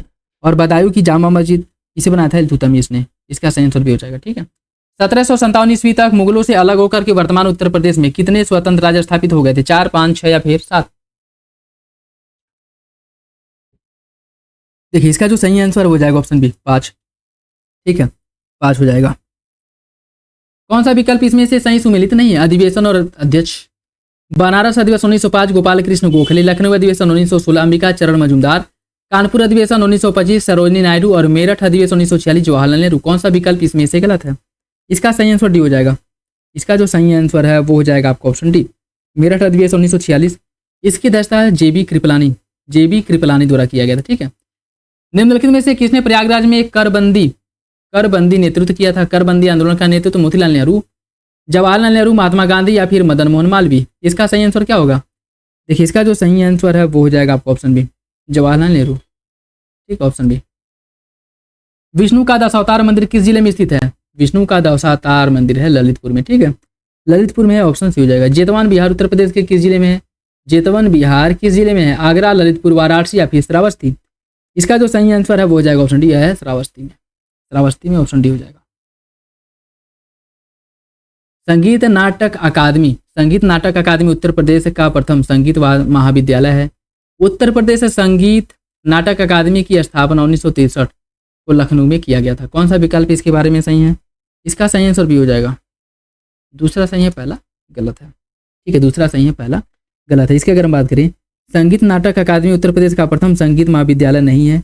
भातखंडे संगीत विद्यालय जो है उत्तर प्रदेश का पहला संगीत महाविद्यालय, ठीक है, याद रखिएगा, सही आंसर हो जाएगा भी। और बाकी इसकी स्थापना पंडित विष्णु नारायण भातखंडे द्वारा की गई थी, ठीक है, स्थापना पंडित विष्णु नारायण भातखंडे के द्वारा किया गया था 1926 ईस्वी में, ठीक है। और उस समय इसे marriage college of Hindustan music के नाम से जाना जाता था और 1960 में इसका नाम बदल दिया गया, याद रखिएगा, ठीक है। ये सभी बहुत डिटेल में कवर किया गया यूपी स्पेशल जो वीडियो अपलोड किया गया, ठीक है। लखनऊ में चित्रकला की वाश और टप्पा शैली का विकास किसके द्वारा किया गया था? अवनी बाबू, नेथोलियन हर्ड, असित कुमार हलदार या फिर ललित मोहन सेन। इसका सही आंसर क्या हो जाएगा? इसका सही आंसर हो जाएगा ऑप्शन सी, असित कुमार हलदार। निम्नलिखित में से कौन सा नृत्य बुंदेलखंड से संबंधित नहीं है? राई, पाई, चारकुला या फिर घोड़ा। देखिए, इसका जो सही आंसर है वो हो जाएगा आपका ऑप्शन सी, चारकुला, ठीक। इसका संबंध जो है बुंदेलखंड क्षेत्र से नहीं है। निम्नलिखित में से कौन स्वतंत्रता सेनानी भारत के पिछड़ेपन का कारण भारतीयों की निरक्षरता को मानता है? मोतीलाल नेहरू, पंडित मदन मोहन मालवीय, लाल बहादुर शास्त्री या फिर गोपाल कृष्ण गोखले। इसका जो सही आंसर है वो हो जाएगा ऑप्शन बी, मदन मोहन मालवीय। उत्तर प्रदेश में सूचीबद्ध जनजातियों की संख्या कितनी है? इंपॉर्टेंट है, ठीक है। उत्तर प्रदेश में सूचीबद्ध जनजातियों की संख्या कितनी है? देखिए, इनकी संख्या है 12, इनकी संख्या है 12। और उत्तर प्रदेश में 2003 में पूर्व थारू और बुक्सा जनजातियों को यह अनुसूचित जनजाति का दर्जा दिया गया था। केंद्र सरकार द्वारा 2003 में 10 और जनजाति जो हैं इनको, मतलब जो जाति हैं इनको अनुसूचित जनजाति का दर्जा दिया गया 2003 में, सही आंसर इसका सी हो जाएगा। ठीक है, ऑप्शन सी। निम्नलिखित जनजातियों में राउत जो उप जनजातियां जो है किससे संबंधित है? निम्नलिखित जो जनजातियां उत्तर प्रदेश में पाई जाती है इसमें से राउत उप जनजाति किससे संबंधित है? माहीगीर, जौनसारी, खरवार या फिर थारू? इसका संबंध किससे है? देखिए इसका जो संबंध है वो खरवार जनजाति से, ऑप्शन सी हो जाएगा।